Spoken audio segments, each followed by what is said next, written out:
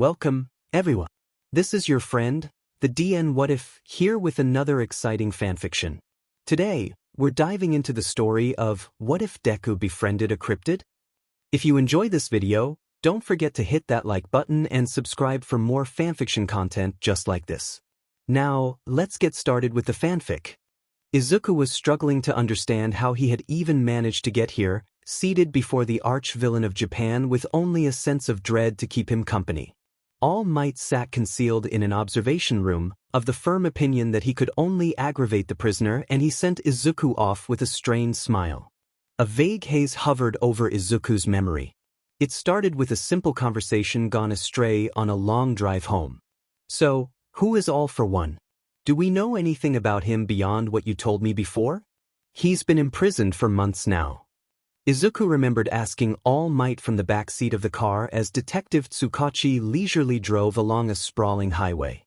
Playing on the car radio was an aftermath report of a villain attack in downtown Tokyo.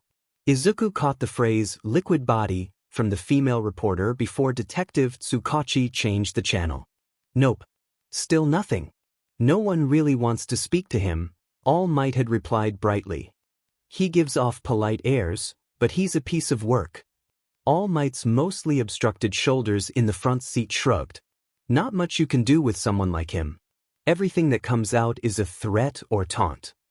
All Might carefully waved his hand in a circular motion towards the side of his head. No one's even made it through a full interview with him, from what I've heard, Detective Tsukachi added from behind the wheel. He plays mind games with them. The prison also has a no recent events policy on any discussions with him as well. Just in case he ends up with ideas or has some means of communicating. Given that people only want to ask him about current events, it doesn't leave much to talk about. Wait, they still don't know what quirks he has? Izuku asked exasperatedly. They can't if there's still an information block on visits. Nope. We have no idea what he can do. They can run DNA tests, but it's not like anyone apart from him even knows how his quirk works.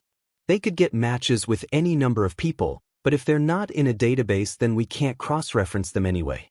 Even if they run an analysis, the data doesn't mean anything without the ability to interpret it, All Might gestured with a skeletal finger. It's a waste of time after the initial tests were conducted. They weren't game to MRI him either, given he's definitely got a quirk that creates metal components. No one's bothered to ask him anything about anything? Izuku asked, dumbfounded. He must be around 200 years old and people can't think of a single non-current affairs thing to ask him? In some ways it was unfathomable that they'd let a potential resource go to waste. On the other hand, said potential resource had blown up a city, murdered numerous people and terrorized Japan for over a century. At the very least. Well, I tried to ask him about Shigaraki, but he didn't say much of anything really. Some garbage about you being too dependent on me and him letting Shigaraki run wild. And how he just wanted to be the ultimate evil, All Might shrugged again. He spends too much time talking about nothing. Izuku shifted his head onto his arm. But that's not really nothing, is it? What do you mean?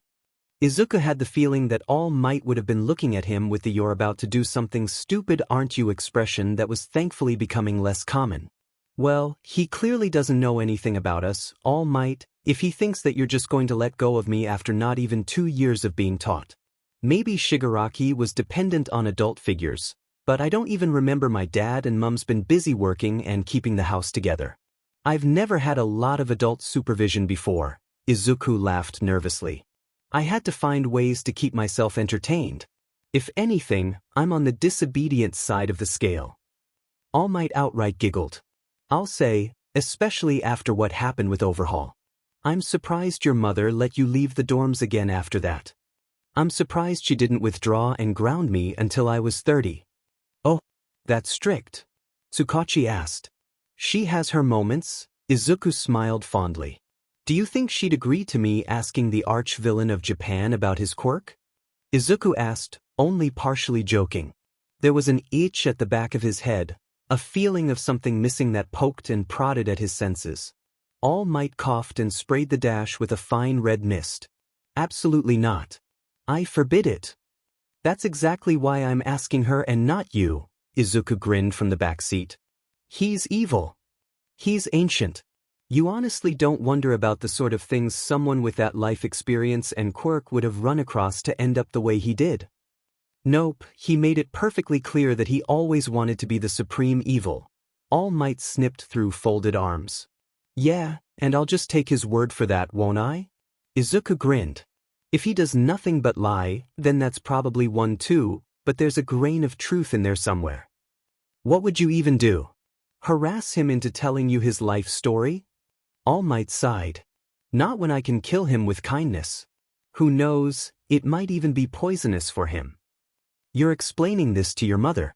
Teacher or not, I'm not being on the receiving end of this one. Izuku blinked for a moment. You'll let me? I'm not entirely for it, but any prospective information on what influenced Shigaraki can only be a good thing. If anything goes south, we can pull you out pretty easily. Just be aware of who and what you're dealing with. Struggling, All Might turned a serious look to Izuku around the side of the seat. Only if your mother gives the okay. The conversation turned to school for the rest of the way. It might have been curiosity, or it might have been the nagging sensation that chewed at his brain for the 3 weeks that he researched the subject of the conversation. All for One was a cryptid, mystical and more ways than one. He was only a rumor on a network that was 200 years old. There were whispers of a shadowy figure who once ruled Japan, intermingled with a string of conspiracies and fragmented events. Izuku had even braved the dark web, poking and prodding at some of the seedier elements of the World Wide Web. The internet had rumors, but the dark web had stories. An implied Yakuza wrote about his grandfather who lost a fire manipulation quirk and his sanity without any reason. His grandfather had been institutionalized, crying and repeating, he took it, until his dying days. No one could console him. Another user spoke of a nursing home where a room full of dementia residents inexplicably became docile and no longer used their quirks on the increasingly disturbed staff. The nursing home erupted into flames just before a court case against them commenced. A user with neon pink text spoke of how their great-great-great-great-grandmother with a longevity quirk had simply aged rapidly one day and passed away in her sleep, her face a mask of terror. No cause had ever been found.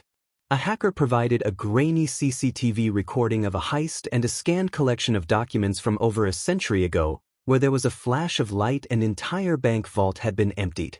What separated it from the usual robbery was that it contained a list containing confidential information on the quirks of the first generation. Izuku had greedily snaveled up and saved the video and documents to an external hard drive. Paging through, Izuku saw someone recount how their quirkless uncle had developed a warp quirk and gone from rags to riches under a mysterious benefactor. A decade ago, the uncle had simply disappeared. Numerous and terrifying, the stories were scattered nuggets of gold hidden across the web. They'd never last long, vanishing within hours of posting. Izuku bounced from proxy to proxy, fleeing from a series of deletions that seemed to follow Izuku's alias postings across snitch.ru, rabbit.az, aconspiracy.xfiles and their compatriots. After 32 identity changes, all carefully logged in a separate notebook, a large amount of feigning communal interest in a lucky tabloid article on All for One which had been released at the start of the first of the 3 weeks, Izuku hung up his tinfoil hat and called it a month. He haphazardly tossed a bulging notebook into his bookshelf and lodged his hard drive in a gap containing 7 others and went to dinner. It took another week to present his research to All Might and Tsukachi, whose jaws reached the proverbial floor. "We never found any of this," the detective Tsukachi exclaimed. "How did you find all of it?" "I asked the right people. Turns out criminals have very long and very unforgiving memories," Izuku explained through sunken eyes. "There's more than this that could be linked to him, but these ones seem to be the most obvious. They would do. You can't be head of the underworld without making an army of enemies," All Might agreed. "You know, if you can get any more information about these events, I think you'll give people a lot of peace of mind. Provided Mum agrees to it." "Only if she agrees to it." It took another month to convince his mother, who eventually gave in once All Might provided an extremely comprehensive schedule of how the visitations and any resulting research would be carefully balanced against Izuku's schoolwork and internship. The day of the visit finally arrived, 4 months after the initial conversation, much to Izuku's dismay. Izuku remembered how he had arrived, with the detective and All Might escorting him through its sterile, white innards. A list of rules rattled off at the gate. No current affairs was chief among them, and an assertion that he'd be dragged from the room if need be if Izuku was to breach any of them. No smuggling of communication devices, no weapons, no quirks, nothing that could compromise the prisoner's secure status. Heavily armored and drilled guards leading him underground into the deepest bowels of the Tartarus complex. Izuku understood the rules, dressed casually in a cotton t-shirt with shirt printed across it in haphazard English and clutching at a carefully screened and utterly blank notebook. Across from him, behind reinforced glass, the arch-villain of Japan was bound and unmoving. "Hello," Izuku initiated uncertainly. His skin had been crawling the moment he crossed the threshold, a memory of the encounter and escape at the Kamino ward months ago. "Ah, All Might's disciple," drawled All for One. "Is he too cowardly to come himself? Yet I don't hear the garments of a hero." With hardly a word out, All for One had already lunged for the figurative jugular.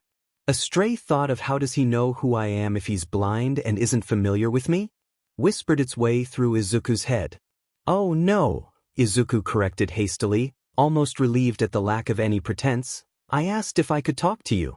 This isn't exactly hero-related." "I'm surprised he said yes." While there was little by way of expression, Izuku could just about sense the contempt dripping from the prisoner's tone. It wasn't anything he wasn't expecting. Kaken had already said worse to him in earlier years. "Water off a duck's back." "Well, he's not my legal guardian, so I think you should be more surprised that Mum said yes." "She's stricter with these things than All Might," Izuku corrected again. Mum gave the okay, but that was a stressful discussion. And there it was, a minuscule twitch from the man opposite. A spasm more than anything else. Interesting. Pinned down as he was, the prisoner oozed irritation. "At least your mother is a wise person. I wonder why the student doesn't heed all of the advice of the teacher." All for One's tone didn't indicate a question, so much as an implicit statement that All Might wasn't worth listening to in any capacity. Kaken would have hated the comparison, but the hostility had an almost comfortable familiarity. "He no doubt warned you off speaking to me, overprotective as he is, but here you are." Izuku found himself smiling at the thought of Kaken's outrage if he ever found out about the mental comparison as he replied. "I don't think it's normal for anyone my age to listen completely to their teachers. We pick and choose and run with what works best for us. He warned me, but I'm still here. Mum warned me as well, but I think she cared more about the time management aspect of it." "Is that a recent development?" All for One probed. "Not really. My old homeroom teacher told me not to bother applying to you." His mother's beaming face had carried Izuku through the cheerful and resolute signing of that application form. "I see you followed their advice to the letter," came the snide, dismissive reply. Izuku hoisted up his legs and sat cross-legged in his seat, leaning slightly forward as he did so as to better prop up his notebook. "You're a walking contrarian, aren't you? All Might told me about his run-ins with you. What someone does or doesn't do really doesn't matter to you, you'll just find a way to rationalize it as a negative and go on the attack anyway. What you're currently doing is drawing attention away from yourself and focusing it on me so you can withhold information." Izuku flipped open his notebook and put pen to paper. "You've got something fairly big to hide, and you diverting attention exposes that motivation as existing anyway. The only real questions here are what and why."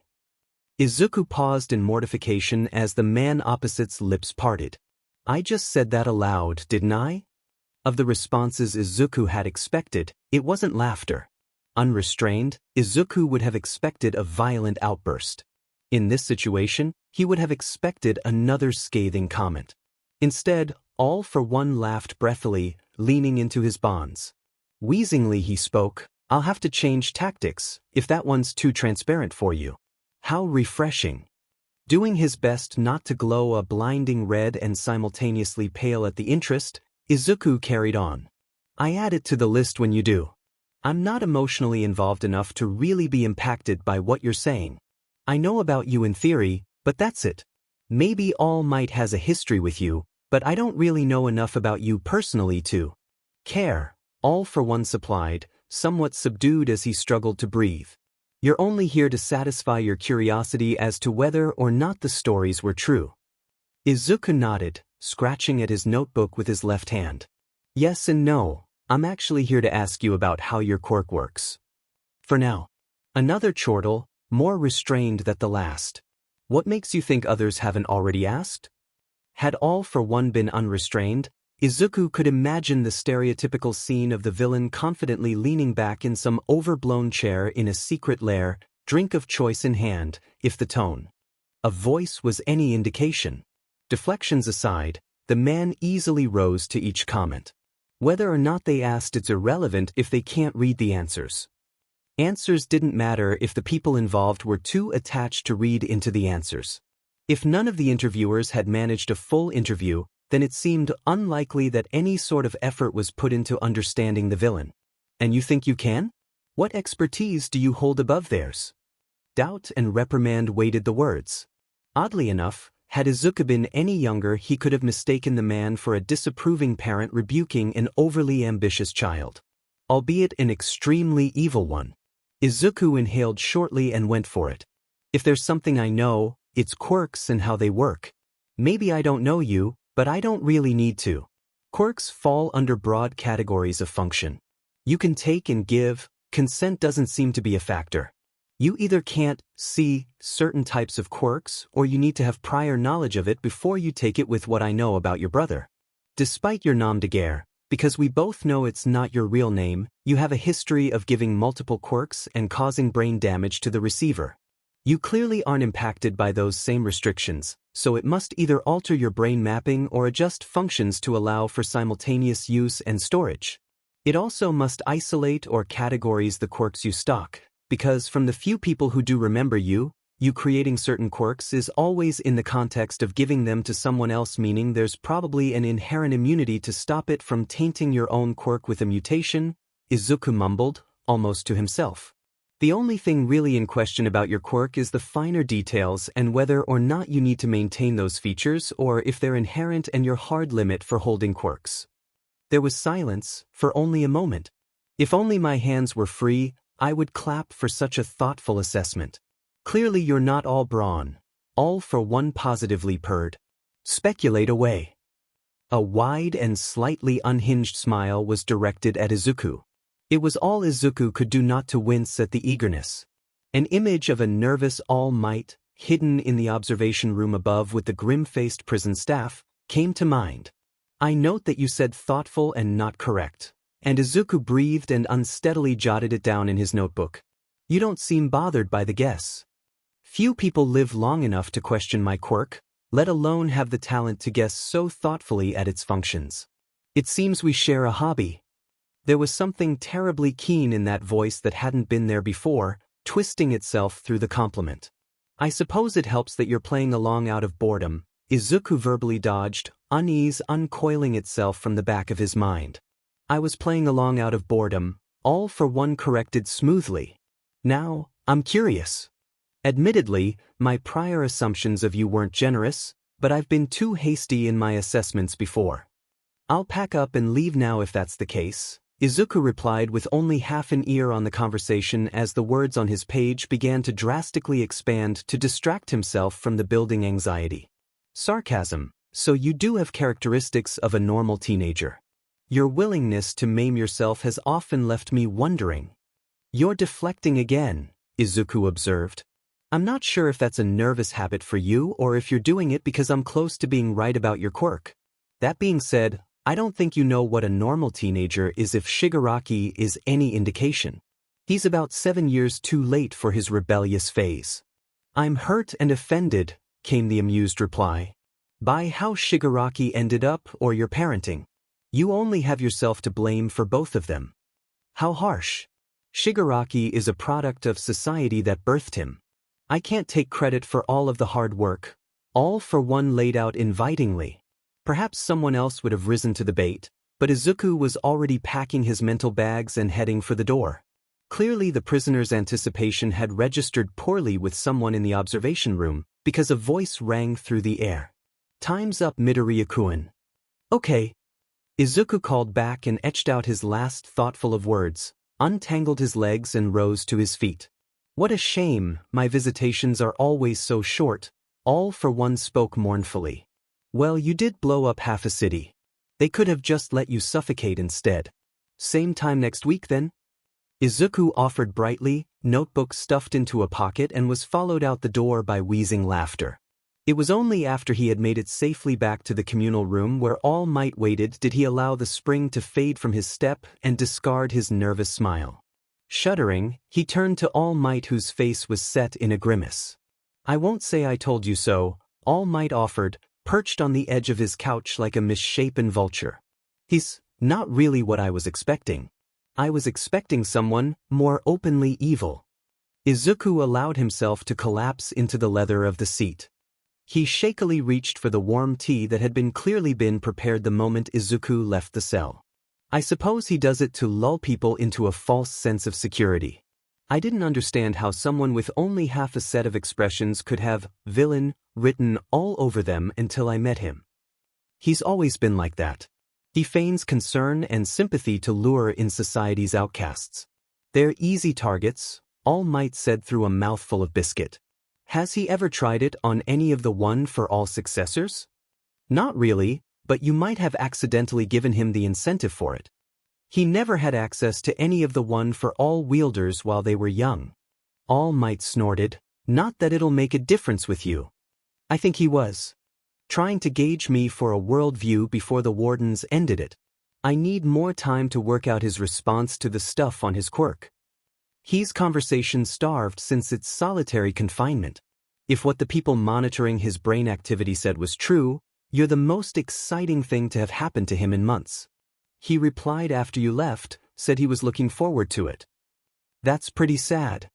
"It's even sadder that we're the only two members of the public who have had anything to do with him. Stain gets a pile of mail from his fans, but All for One has nothing." All Might waved a teaspoon. "That's what he gets. Let's get out of here and tell Detective Tsukachi how it went." Izuku gulped down his tea and headed for the exit, with him and All Might reaching it at roughly the same amount of time. "At least your mum's making katsudon for us tonight," was All Might's only optimistic comment. Anxiety was still ebbing over Izuku after Tsukachi had been debriefed in the car. "It seems we share a hobby," haunted Izuku on the drive home. As if ripping someone's quirk from them and leaving them lying traumatized on the ground was just a fun pastime and not an act of grievous bodily harm. And he'd be dealing with him again in another week. It took 3 days after Izuku's encounter with All for One for him to find the time to review his notes. 2 days were spent struggling through a backlog of homework. Day 3 was struggling through a leg injury caused by sparring. Todoroki practicing his martial skills to compensate for such heavy dependence on his quirk was great for Todoroki. It was less great for Izuku, who was on the receiving end of it with a new collection of bruises and profuse apologies. That left only 2 days for Izuku to question and analyze the wisdom of the dark web and cross-reference conventional news articles before the next visit. Once again, the dark web carried the most pertinent information. Swathes of users had, almost gleefully, recounted rumors of disappearances or people drifting into unexplained comas. Every witness was a witness of the aftermath, with the victims never being the same as they were prior to the theft. Again, the nursing home took center stage. A furious debate erupted between users over the timing of the fire. Other snippets drifted in, some delivered encoded, others were emailed to a dummy account. The coma in particular didn't seem out of line for what had happened to Ragdoll, but why she was left naked on the floor was another question. A nagging question in particular that almost seemed to be snapping at Izuku in irritation for not making a connection. There were still questions as to whether or not the coma was an inherent response to having a quirk stolen or if it was a side effect that could be enhanced or diminished for a greater sadistic impact. It was a question again if All for One used another quirk still to cause that effect prior to taking the quirk. It would allow him to sedate them and then take the quirk without a struggle. Too many permutations spawned from Izuku's questions and too few answers to all of the questions that came with someone who was capable of anything. No one could give Izuku an answer. Someone gave Izuku a link to a news article and an untitled video. Izuku's heart sank as he read the URL's extension from the Japanese Times. Missing middle schoolerin Mustafa police come up with nothing. Izuku dutifully saved it and resolved to review it before the visit next week. He crawled into bed at 4 a.m., aching, sore and thankful that no one else in the dorm was awake. Almost before he noticed, it was time. A grumpy, sleep-deprived and sore Izuku was escorted through the same sterile halls and All Might retreated to the observation room. He caught a strained smile as the guard swiped open the door. "Hello again. I'm Izuku Midoriya. By the way, since last time you went straight for the throat instead of waiting for an introduction." Izuku limped to the seat and dropped unceremoniously into it while withdrawing his crumpled notebook. "But I get the feeling that you know a lot more about me than I know about you." All Might had been fairly clear about the amount of trash All for One talked about All Might's teaching of Izuku. All for One had been keeping some sort of eye on All Might's teaching at the very least. "I'm sorry, Izuku, for not providing my name, since the odds are you wouldn't use it anyway," All for One uttered in a dark tone of voice. "Isn't it a bit unfair for you to use my first name, without an honorific either, while I don't even know a fragment of yours?" Izuku asked, it coming out a great deal more pain than he planned. It was unnerving, given that the use of his first name implied knowledge of him. The only other person who used his first name was his mother. No one at school certainly did. "Not particularly," came the almost cheerful reply. Perturbingly bright, All for One's chuckle was evident in his voice. "I don't care enough to argue. Where were we last time? Quirks, I think," Izuku asked more to himself as he flipped to an appropriate page to continue note-taking. "Grating but live-withable. Is yours why you're limping? Your gait doesn't sound the same as last week. You're dragging your right leg rather heavily." All for One dived onto the injury with the priority of a drowning man struggling for air. "Yes and no." "No elaboration? No cause? Surely you can tell me that much." An eager, all too helpful note threaded the deep voice. "You haven't grinded out enough reputation with me to unlock that conversation option," Izuku deadpanned. "If you reach my maximum reputation level, you might even unlock my tragic backstory." "So that's how it's going to be then," All for One stated mirthfully. "How unfair. I don't have the time to employ such strategies. You know Shigaraki, you've no doubt heard about him complaining about weekly quests. Make the most of it," Izuku stated without a shred of sympathy. "It will kill you one day." All for One shoved, evading Izuku's change of topic. "Every time you use it, it tears you apart. How long do you think you can manage it with your weak and fragile form? You weren't made for having a quirk. You know what else can kill me? Shigaraki throwing a temper tantrum. A random villain walking past could kill me. A random machinery failure could kill me. Some hack doctor could refuse to tell me about a terminal illness. Practically everything can kill me. I'm only human. That's with or without a quirk. That's the world you created." Matter of fact and indifferent, Izuku plowed straight through All for One's suggestion. "My doctor told me not to bother with hero school, you know," Izuku said, hand trembling. "I gave that advice the attention it deserved and yours can have the same. I'm only trying to help." Not for the first time, Izuku found himself questioning even attempting to pull information from such an entity. Morality as it existed in this room had no meaning. An abstract idea that was bounced around to suit All for One's conversational needs. A bog-standard tentacle monster had more conversational manner than the person in front of him. For starters, it probably had elementary manners and followed polite naming conventions. Yes, yourself, same as he was. Maybe it helps him sleep at night, but I'm not about to care about it or your views for the same reason. I'm here to ask about you.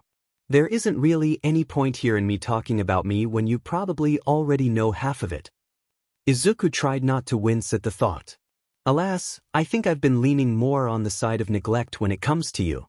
I know very little about you," All for One defended. Izuku ignored it, carried on where his notes left off. "All Might clearly damaged your ability to use your quirk. Gran Torino said you've changed your quirk loadout since your injuries. Quirks are a biological function, so whatever injuries you've experienced would no doubt make it harder for you handle any quirk strain," Izuku proposed. There's little point in me denying it. He ruined me, all for one side theatrically. I'm a shadow of my former self as far as capability is concerned. That's still not a confirmation of the limit, though, Izuku jabbed. You seem awfully fixated on the idea that I have a limit, all for one chided.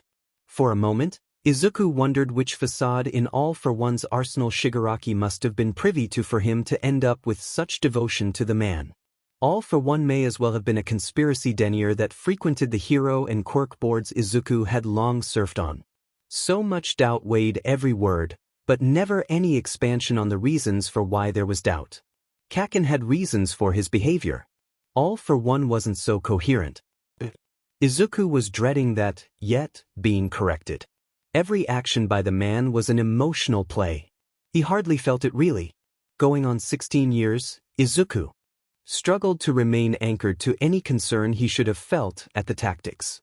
His tired brain filed it away for later reference. His unsteady hand had it noted, and his overextended emotions remained moored on a sunny, white beach in some distant country, fruit drink in hand as the waves rolled into shore.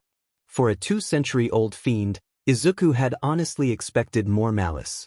This is nothing compared to Kaken. He hasn't even told me to jump off a building yet. Then why the Numu? Izuku accused, closing on All for One with the tenacity of a steel trap. There was no indication of you using them so extensively prior to your injury. Maybe you were in prime enough condition not to feel the strain of your limit in earlier years, but the Numu are basically confirmation that you have a limit. After you were injured, it must have lowered your threshold before you start feeling side effects. Both the skills you can use without injury or fatigue and the hard limit on how many quirks you can have before it does you damage. You also made a comment indicating that you're low on stockpiling quirks, so were the Numu an accidental creation to get around your lowered quirk holding capacity, or were they a response to your limited combat ability? They were certainly important enough to be kept in storage and for you to take Ragdoll to that specific facility before you took her quirk, Izuku mumbled. I'm still not sure if her catatonic state was due to the quirk being stolen or a prior injury, or a separate quirk entirely. More data is required for that conclusion. Either way, it ended up both as far as the Numu go. You must have a limit, and I'd hesitate a guess and says it's a more dangerous limit, like your quirk's isolation or activation capabilities breaking down. Izuku exhaled deeply, scratching furiously at his notebook. You were game to risk physical death in taking on All Might, but that's an injury you can recover from if what happened last time is any indication. Sorta. Ending up brain dead by function of a quirk is nowhere near as reversible. Across from him, All for One sat in contemplative silence for a long, agonizing minute. His mouth sat in a straight line, before erupting into a broad, toothy smile. How ever did All Might even manage to find you? You may have been quirkless, but clearly even that wasn't enough to deter a dogged pursuit in quirk analysis. Even within my lifespan, you're something of a rarity with that knack of yours. There was that odd tone again, pervading the prisoner's voice, a twist of irritation and something else that snarled through tonal values. A connoisseur of quirks, yet lacking one yourself.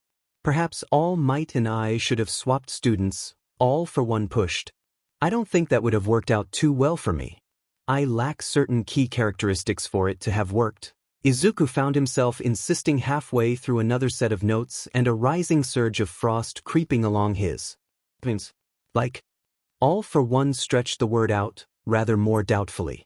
My ability to behave myself, Izuku mumbled from around the end of his pencil, holding his braced right arm slightly closer to himself as he slowly turned red. I'm flattered and somewhat weirded out that you think so highly of it, but I think Aizawa-sensei would be making some stern corrections about that assumption. Izuku laughed nervously and cringed. Principal Nedzu wasn't even aware that one of his staff members and a student had skipped off to a high-security prison for extracurricular research. There'd have to be divine intervention for both of them to survive Aizawa-sensei finding out about it. Especially if any of them learnt about Izuku's revised bedtime. All Might probably wouldn't ever recover from Principal Nedzu's retaliation. A stack of paperwork, 40 feet high, with every page on a different topic and needing a signature hovered in his mind's eye. Yet you're still in the hero course at UA, as opposed to helping Kurogiri buff the bar and stack glasses. For such a free spirit, so unheeding of advice given to you, you still lick at society's morals. Pondering, a thought whispered aloud at a maybe, as if the man was considering a real possibility that had skipped him by. For how poorly society treats the quirkless, I really do struggle to understand why you would want to protect them in any capacity. Another invitation for clarity. Izuku outright snorted before he could contain himself. As if you're any different to them. Weren't you the one attacking All Might's teacher for being weak, even though she had a quirk? You're a parasite who takes the quirks of others to cover for your own lack of imagination. Everyone else manages just fine with one. There's nothing to suggest you'd treat the quirkless any different to her if it's all about strength to you. Providing All for One wasn't lying and there wasn't anything to suggest that he hadn't been twisting the truth with every response, Izuku was fairly confident that he was full of it. Beyond the biting tone of voice, Izuku struggled to inject additional venom into his reply. It was another appeal to emotions that floated so far away from him. Everyone in Class 1A would have made a fantastic villain if they had the stomach for it. For what their quirks could do, it was a given that any of them could do serious damage if they put their mind to it. Why All for One expected Izuku specifically to rise to the bait eluded him. There was too much missing information. Izuku, attention wandering, couldn't bring himself to care. All for One recoiled, lips twisting into a smirk. Did I hurt your feelings? Not particularly, but I think I just hurt yours. Better add that to the hypocrisy. Point. Izuku mumbled under his breath. Can't handle other people having different standards to him. Had All for One still had eyes, Izuku suspected that the slight shift of posture would be indicative of closed eyes. And leaning backwards instead of allowing himself to hang limply in his bonds. Back to the point though. Of course, carry on. All for One was lucky there was glass, because there would have been a lingering temptation to toss a ball of paper at him as the seconds ticked away. You can't breathe without the respirator, so I'd assume you can't use any quirks which would act as an ignition point? Izuku scribbled down yet another note. It'd be a very painful and explosive death at the least. I suppose that's why Endeavor was taken down so quickly? A logical conclusion. Admittedly, it stung more than some of my other losses. A twitch that could have been an inclination of a scarred head and the beginnings of a frown. I was rather more fond of some of my elemental quirks. One in particular had substantial value to me. You're lucky that you can use any after those injuries. Did you lose any actual quirks? Your quirk is brain-based, and I don't see how you could come away from it without an acquired brain injury given you were pronounced dead at the scene. On second thoughts, what about a career in medicine? Izuku didn't dignify it with a response. In the ensuing moment of quiet as the captive composed himself, Izuku took the time to briefly stand and stretch his aching arms and legs as his brain eventually caught up with his mouth. If All for One was dead at the scene and the fight never made it to the media, then who was responsible for disposing of the body? Who helped him escape and cheat death? Izuku froze. Oh, had a realization, have we? All for One's seeming inattention was just that. Seeming. Yeah, but we'll have to talk about that another day. Izuku stretched again to disguise an anxiety-fueled spasm, then fell back into his seat. I'd like to do some more research before asking about it. Hopefully after Detective Tsukachi had time to thoroughly dig through all members of the pipeline which had been responsible for the disposal of All for One's supposedly dead body. Preferably with anyone involved behind bars beforehand. You're deflecting again. Huh, I like to think of them as happy tangents, All for One reflected quietly. My ability to act generally was hampered by the injuries caused by All Might. Does that include psychological injury? Almost dying is traumatic. You did say that you have nightmares. I'm guessing that you still have them with another near-death experience, Izuku asked hesitantly. Trauma was an uncomfortable subject at the best of times. Even more problematic was if there was the risk of asking about it being turned back onto you. That was definitely something All for One would do. Again, are you sure you don't want to pursue medicine? Your skills would fit comfortably in just about any specialty. This time there wasn't the whimsical tone that accompanied the diversion. It was a simple question wrapped in a guarded tone. You seem surprised by my response. I'm kind of surprised that you didn't use that as another attempt to mine for information. It was a very dull surprise. Well, I haven't unlocked that part of your backstory yet, All for One softly murmured. Before Izuku could answer, a voice from above spared him. Time's up. Floored with relief, Izuku shoved his pencil and notebook back inside his pockets and limped towards the door. Well, that's it for this week. Oh, and Izuku? The prisoner called. What? Try not to maim yourself, All for One innocently suggested. We'll see. Same time next week. Izuku allowed the door to slam shut without a reply. Hearing the seal closing, Izuku took off in a dead sprint towards All Might and their usual room. Skidding around a corner, legs protesting, he burst through the door. All Might leapt to his feet. Young Midoriya, what's wrong? Concern. Rightfully so. Now. Izuku gushed out, gesturing for the exit. With roughly the same time it had taken Izuku to reach All Might, Izuku and All Might had bolted for Detective Tsukachi's car and sped off with the smell of burning of rubber. We have a huge problem, Izuku heaved. What? All Might asked anxiously. You thought All for One was dead, right? Who took his body after you defeated him? Who was meant to dispose of it? Detective Tsukachi slammed on the brakes, nearly rear-ending a line of cars sitting stationary in peak-hour traffic. Sheet, All Might stated succinctly. God, we had a team for that. I was there. There were paramedics and a doctor and everything. He was pronounced dead at the scene. Tsukachi groaned. No one thought to check. I didn't want to say it there, but he must have allies inside the medical field to cover up him surviving, Izuku hurried. Probably the police as well if no one followed up or witnessed the procedure. And the odds are whoever helped him is still active, All Might concluded grimly. His quirk's a minor issue at this point.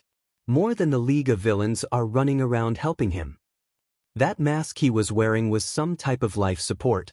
He would have needed someone with current medical registration to even attempt to order any of the equipment, let alone the medication. Japan's always been strict with it. How would he even have that many contacts in the medical profession? Tsukachi asked rhetorically. Cog by cog, Izuku's mind turned. All for One's other alias was Sensei, according to Shigaraki's screams as he was teleported away. Sensei was an honorific reserved for teachers, lawyers, politicians, authority figures generally, and doctors. If All for One was a registered doctor or had connections to them, then it'd explain how he escaped disposal. He would have a name to go with that title, even if it was a fake one, but it was still something. Oh shit. I just said that aloud, didn't I? Yep. Good, Izuku giggled hysterically. He needed to research. He needed to sleep. So, who wants to audit 200 years of medical records to see if we can find All for One and friends? Tsukachi asked nervously. We're going to have to put together a dedicated team to get through all the registrations alone. This guy's a nightmare. Don't forget orders for medical equipment. We might be able to trace where All for One's mask came from. His clothing too, probably. Pencil and paper reappeared, Izuku's hand covered in a smear of graphite. It all has to come from somewhere, and if it's from nowhere then we know a quirk or the black market is involved. You sure you still don't want to be in the police, young Midoriya? All Might asked in wonder. I think they're missing out. If Sir Night Eye can manage intel work and hero work, then I can too, Izuku declared and iced over as the nagging feeling from before came screaming back with a vengeance. Detective All Might. Yeah. Aren't people normally stripped naked before full medical examinations? All Might swore and Tsukachi applied more force than strictly necessary to the accelerator as they gunned it for the police station. And so Izuku prepared notes and questions for the following week, the unwatched video still floating at the back of his mind. By far the most soul-destroying experience Izuku had encountered was the police debriefing that followed the visit. All Might, Tsukachi, the chief of police and Izuku had crammed into the latter's office. 3 steaming cups of tea, a bottle of whiskey and 26 horrified interjections later, the meeting concluded. Dozing throughout it, Izuku was glad he relayed his suspicions early on. Numerous sympathetic glances pointed in his direction, his head lolling in his chair. All Might had been kind enough to carry him back to the car, as he'd cheerfully explained to a mortified Izuku. Even as the car coasted to a stop, Izuku floated in a comfortable and warm haze. "That went surprisingly well," Tsukachi whispered, pulling up in Yue's car park. "I've had my suspicions of a leak for a while, but I wasn't aware that Tsuragami thought the same. As bad as the possibility is, it made that meeting easier. The higher-ups in government might still be a problem though. Running an in-house frame-up for why we're looking into the medical profession is gonna be a challenge. We obviously can't openly say we're looking for collaborators. Everyone suspects a spy everywhere, but it doesn't seem like anyone's being proactive," All Might hummed, resting his pointed chin on a spindly arm. "I'll have to talk to Principal Nedzu about it. It's kinda scary that it's taken a student to realize that something was amiss with All for One's survival." Momentarily, the words rolled over him, then Izuku jumped back to awareness. "Wait, what spies?" Flailing upright from his slump, Izuku stared at the back of All Might's head. All Might gulped. "You didn't hear that? Is that why we were moved to the dorms? There's a spy in Yua?" His head throbbed dully. "We suspect that there might be one, but there's no solid proof." Yet, All Might offered consolingly. "As to who it is, we really have no idea. Hopefully this investigation of known associates gives us more of an idea. Look, you worry about All for One's quirk, we'll worry about Yue and any spy problems, and we'll let you know if we find anything." That's not making me feel any better. There were so many people who had access to Yue's campus, but who had access to sensitive information? Who had a quirk or access level that had let them get away from it? Who had a connection to the villains? "Sleep on it," Tsukachi advised, before the questions could leave Izuku's mouth. Nimbly bouncing out the car, Tsukachi held open Izuku's door as All Might followed along behind him. "Thank you for your assistance," Tsukachi bowed. "I will." "Thank you, All Might, Detective Tsukachi." Izuku flushed. All Might gently tugged him up by a half-asleep arm. Dragging himself from the car to the dorms from that point onwards as All Might peeled away to distract Nedzu, Izuku passed his curious classmates by with a polite greeting, entered his room and collapsed into bed without changing. Guilty relief surged through him when no follow-up knock to the door followed. The F is his problem? Deku's been looking like a zombie all FNG week. He been getting extra training or some sheet? Kaken's voice floated from downstairs, bringing a tired giggle to Izuku's lips. Izuku sunk into his pillow and drifted off to the frantic flapping of phantom, leathery wings. He awoke at midday the following day, thankfully being an unusually serene Sunday. Uraraka left a note on his table explaining that they had gone out for the day and the class had opted to let him sleep. A minor explosion rocked the building and Izuku sighed as Kaken's enraged voice and Todoroki's muted tones reached him from below. Something about doing the dishes. Exhausted, Izuku hauled his lethargic limbs from his bed and stumbled out of his room. 40 minutes later, he stumbled back into his room, freshly showered and with a second steaming cup of coffee. Booting up his computer, Izuku set about opening the article. He gasped, mug almost dropping from limp fingers. Heading the top of the page was a photo of a round boy with sprawling red, draconic wings. Eyes curled shut under short blonde hair, he beamed at the photographer from the huddle of his family. A familiar old man with tinted green glasses stood to the rear of the photo, gazing blankly at the camera, at odds with the cheer of the family. Distaste tweaked at Izuku's senses. Dr. Tsubasa, grandfather, the caption read as it listed his family across the bottom of the image. Missing middle schooler in Mustafu. Police come up with nothing. Tsubasa, Kaken's friend from school who never ended up attending Orudera Middle School. The boy with wings who bullied Izuku and then disappeared. Kaken said he'd moved schools, but Izuku wondered. Missing on his way back from school. No trace of him. He was 11. The police searched for months. Police incompetence cited as a reason for the lack of leads. Public outcry. His family didn't know anything and his grandfather was no longer contactable. No longer contactable rolled through Izuku's head. Dr. Tsubasa. Give up. Izuku entered the doctor's name into the search. Nothing. His clinic had closed years ago, But when? An archive search. A match, a date not long after the article. It was then Izuku opened the accompanying video and gagged. Someone had recorded part of the incident with Stain. A Numu with red, draconic wings dived from above and snatched Izuku from the crowd into its talons. Filled with people, it still targeted him. It targeted Izuku in the crowd. Tsubasa.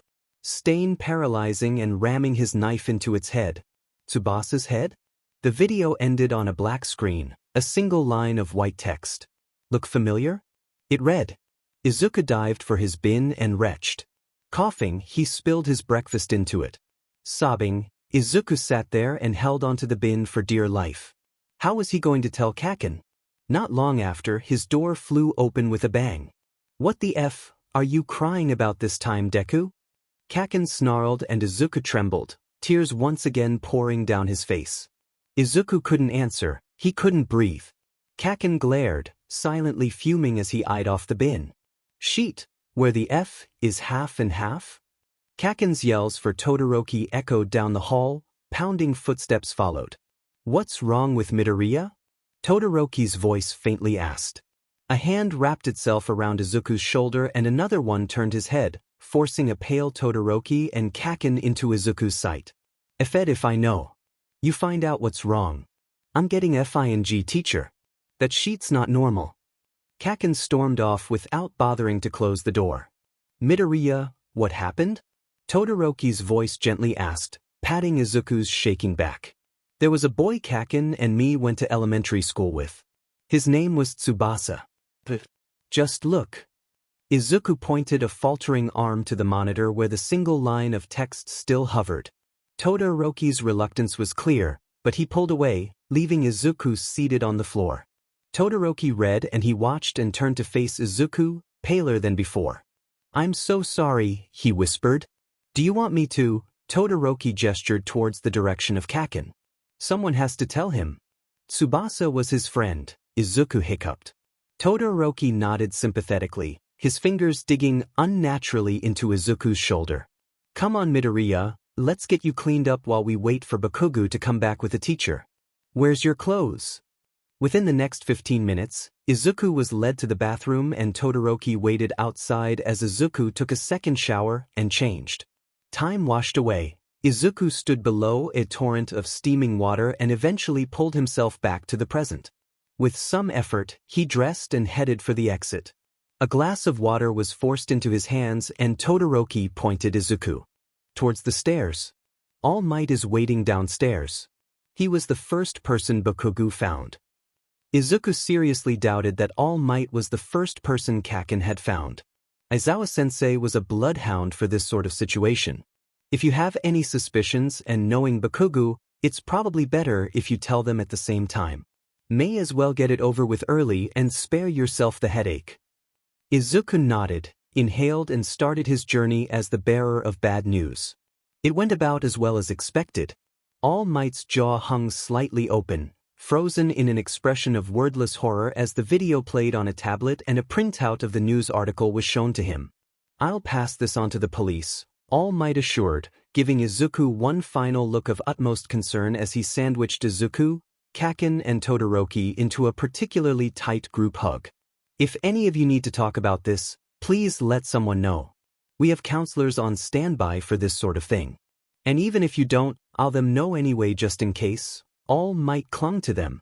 Kaken's silence heralded a far deadlier response, his eyebrows drawing together in a sharp point and his lips peeling back to show clenched teeth. Even as he was trapped in All Might's arms, he grimaced. Eventually they were released and they all staggered back to their respective haunts. Apart from Kaken, who didn't so much stagger as immediately stalk over to Izuku just as Izuku had reached his own room. Oi Deku, Kaken yelled. Yes. Izuku stuttered through teary eyes, fingers closed around the doorknob. Don't FING cry about this sheet. It's FED, but don't cry. W dash. Don't get upset. Get FING even. The moment that motherfucking shitface sticks his head out from prison, with that pasty-faced prick and mist lad, I'm going to rip every single one of his insect-infected teeth out and shove them so far up his butt that even divine intervention won't save him from them being embedded in his effed brain. Kakin raged, every second word punctuated with a loud explosion.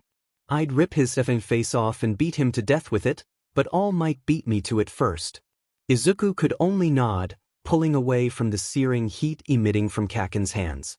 I fully FNG expect you to be there helping break every single bone in his FNG body while I do, Kakin demanded. Can't let that sort of bullshit danger to society run around loose if he gets out. Okay, Izuku replied dumbly. FNG great. I'm glad we had this conversation. With that, Kakin marched off in the direction of his own room, profanity following him as he went. The revelation never went further than those present and Detective Tsukachi. Izuku for reasons of his extracurricular research, All Might for a similar reason, Todoroki for privacy and Kakin for plans involving premeditated murder. Another secret in the dorm as the police investigated. It didn't stop Izuku from at least partially taking Kakin's advice as he loaded up his dark web browser for another night of research and meticulous note-taking. It carried on into the next week and the next meeting.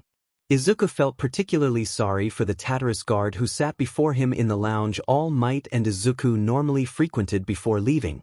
The poor man looked like he was about to wear a hole into the floor fiddling with his feet, Izuku's unusually stern face staring him down from across the table. What did he say before he was placed in his cell? He asked where he was, said he used an infrared rays quirk and his other senses to gauge his surroundings since he was blind. Said the sensors were interfering with it, so he couldn't see, the guard stuttered. He apologized for it as well, the guard added. Right, thanks for that detail. Thank you for your time, but I better get to it. Izuku bowed to the guard and set off to the cell with the usual contingent of guards shadowing him. All Might was already waiting in the observation room. Izuku strode in and hurled himself downwards without preamble. His notebook folded open to pages crammed with hostile handwriting and clippings. One of the guards here told me that you said you'd been relying on an infrared quirk to sense your surroundings. Izuku tapped rhythmically. No greeting? I wonder what I've done, All for One seemingly asked himself. Answer the question and you'll find out, Izuku said curtly. I'll humor you, what of it?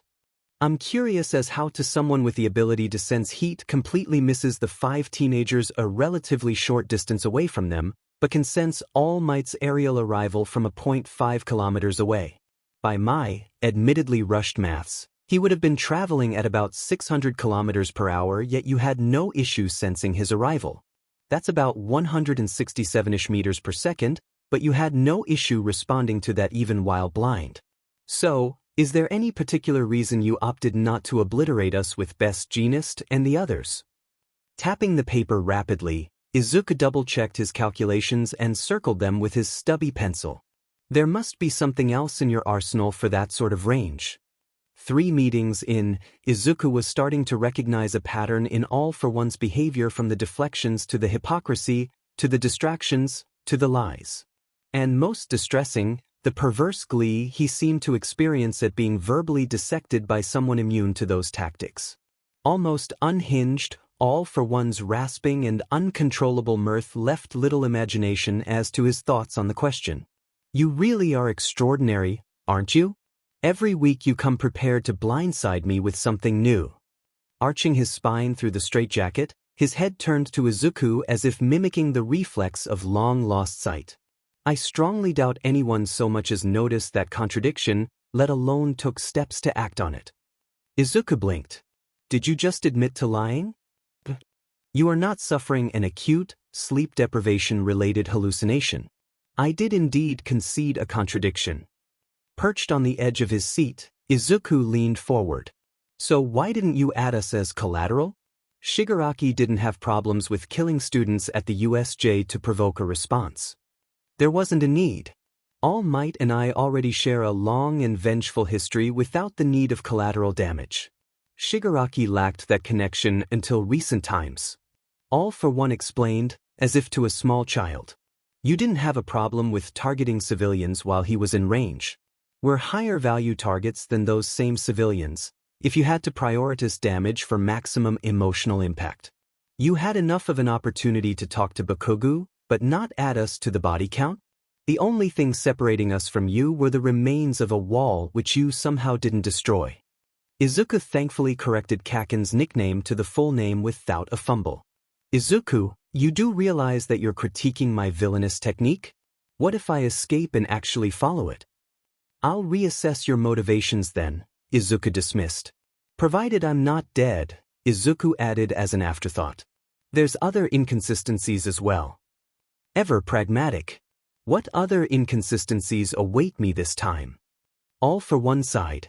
You said transmission's capacity is in its ability to bring things to you and send them from you, with the proviso that you've got a close relationship to the target. Yes, All for One murmured. So how is it that you used it on Bakugo? You transporting the League of Villains is one thing, but Bakugo arrived before Shigaraki did, even without you supposedly knowing him. Under your explanation, especially since you referred to it as a fresh acquisition, you shouldn't have been able to use it on Bakugo without any prior knowledge of him, let alone snatch him first. Izuku was dreading the discussion that was to come, bile bubbling in his stomach as he squared himself up for what was to occur next. What makes you think I didn't lie about its limits? All for One dismissed. You didn't have a reason to lie in this. Izuku almost snapped and held up the printout from the Japanese Times, hand shaking. Years ago, before I went to middle school, a boy Bakugo and I went to school with went missing. It made the papers even if I didn't know it at the time. He was friends with Bakugo. Tsubasa was his name and he had red wings that let him fly. Months ago, a Numu with wings that looked exactly like his tried to fly off with me. Izuku couldn't help the edge that crept into his voice, or the tremors that racked his body. And this is relevant to me knowing Bakugo, how exactly? All for One asked flatly. It's relevant because Dr. Tsubasa, his grandfather, vanished from his clinic at roughly the same time. He closed his clinic and disappeared. The paper doesn't state it, but the archival web records correlate with him disappearing at roughly the same time as his grandson's disappearance. He was also the same person who diagnosed me as being quirkless and had knowledge of all of the children in the neighborhood. Izuku almost snarled, pocketing his printout. Now, given Tsubasa's disappearance, the reappearance of his quirk in a Numu, providing it wasn't outright him who was used as a base and his grandfather vanishing, I think it's fairly safe for me to assume that his grandfather is complicit in whatever you've been doing for the last 16 years at the very least, probably longer. It's going to be easy for you to know about Bakugo when you have Tsubasa's grandfather to scout the quirks of children in the area and his grandson who was friends with him. You could pull the other League of Villains members without prior direct contact, so why not Bakugo where you had plenty of second-hand information? Does that mean he lied to All Might about not knowing me? It was an effort, struggling against the simultaneous red-hot surge and the wintry blast which fought for release. Either way, if Izuku's conclusions were correct, Tsubasa hadn't made it to middle school. Either he'd been robbed of his quirk and discarded, or Stain had ended Tsubasa's life to save Izuku's from whatever fate awaited him. Used as fodder at age 11 with his grandfather's consent. An image of Ragdoll, whose features melted away to show Tsubasa's horrified face.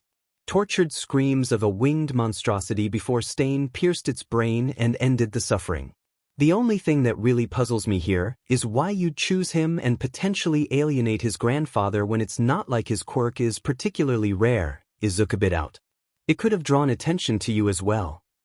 Like it did years after the fact, once someone had cared enough to go digging.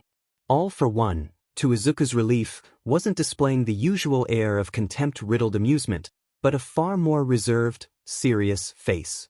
I'm almost afraid to respond to such a vicious dissection, Izuku. All for One spoke cautiously.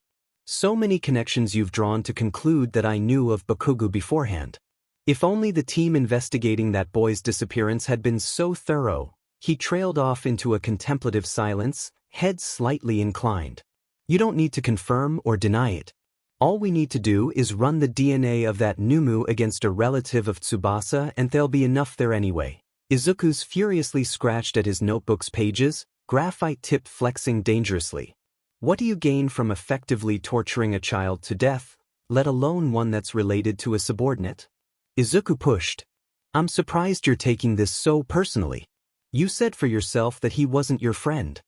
It was odd, but All for One actually sounded genuinely surprised to Izuku's ears. Yes, Izuku dripped venomously, because I'm going to approve of you running around torturing people to death just because I don't have a direct interest in there. But he was 11. What did he do to deserve that? There was a desire to borrow a leaf from Kaken's book and abuse him in graphic detail, but prior experience made Izuku consider otherwise. He'd shrug off those tactics anyway. A pertinent question, but not one I'll answer, All for One aloud. I'm fully aware that my omissions fuel your searches, but I doubt you'll find the answer to that one without my assistance. All for One smiled wryly. Ignorance is bliss. You can add it to the doubts I've already cleaved my way through. All for One's animation had dropped since the raising of Tsubasa. Silently watching on, keenly observing Izuku's fury from behind the safety of the glass.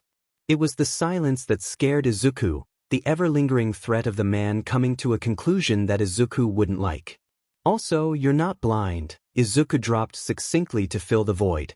I thought heroes were meant to be sensitive of people with disabilities. All for One somehow managed in a hurt tone, moments after a near admission to murdering a child.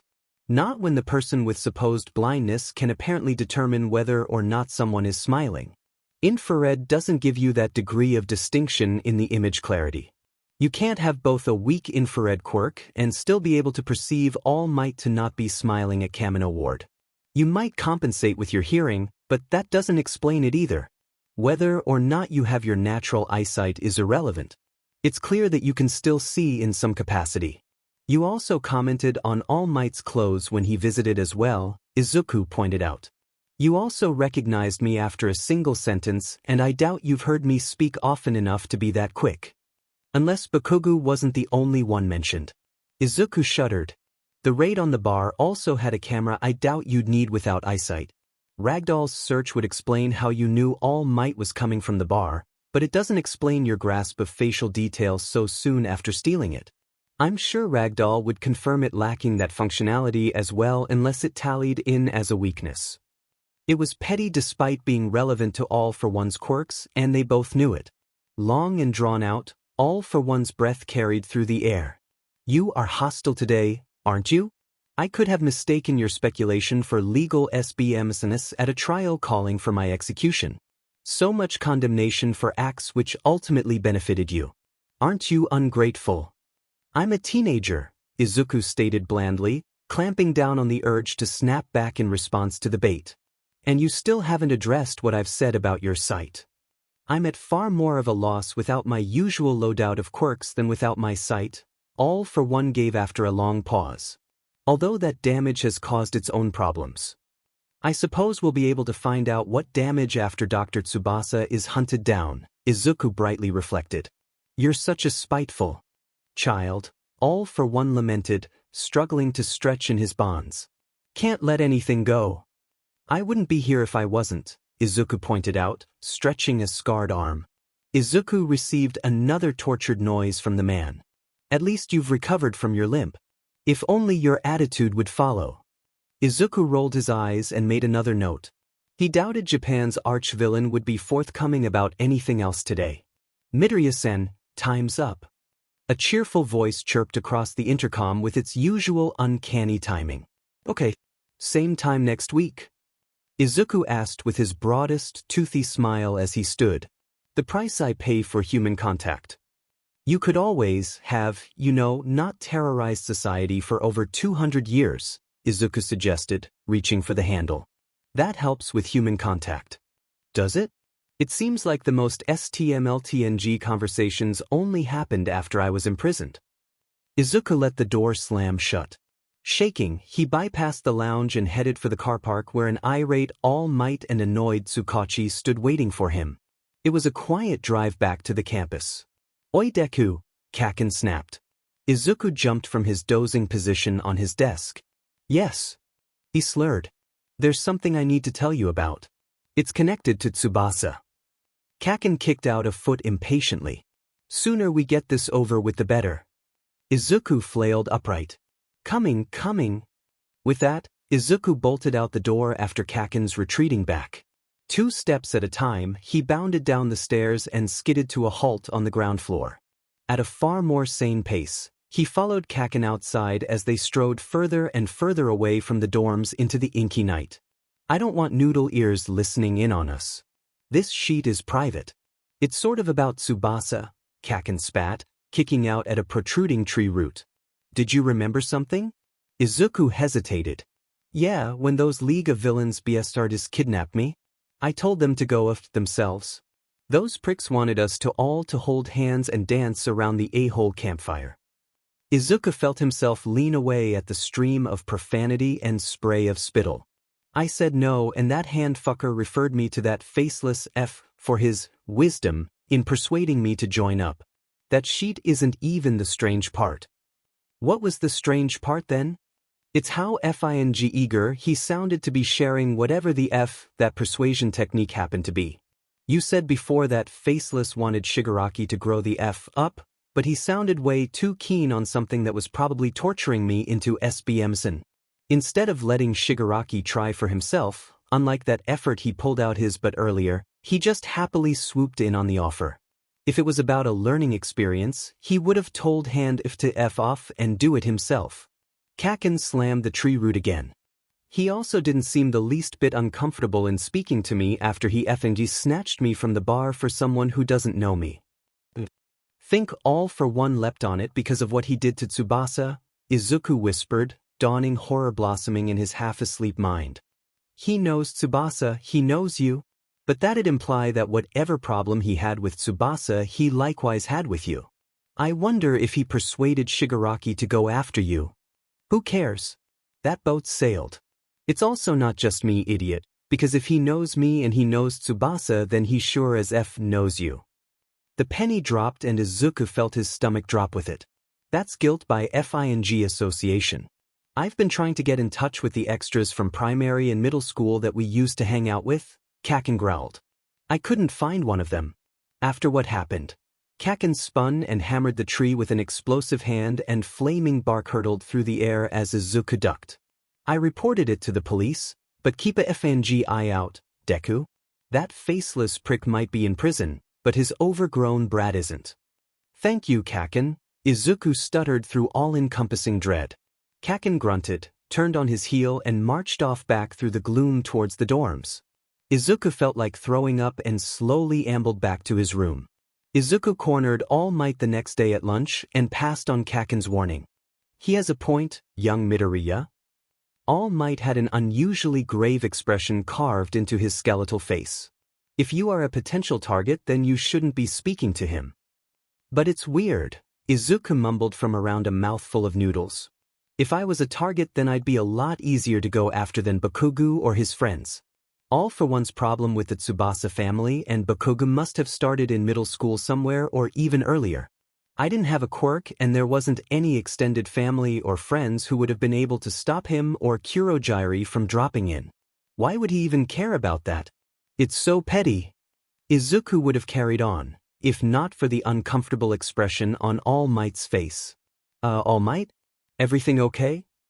Yes, it's fine, young Midoriya. Nothing to worry about for me. All Might made an exaggerated peace sign that did little to mask the discomfort showing on his face. You do raise a good point though. If All for One did have a problem with you it'd show more readily. The prison staff have records from the medical censors showing that his mood improves when he speaks to you. That's really invasive and creepy, Izuku winced.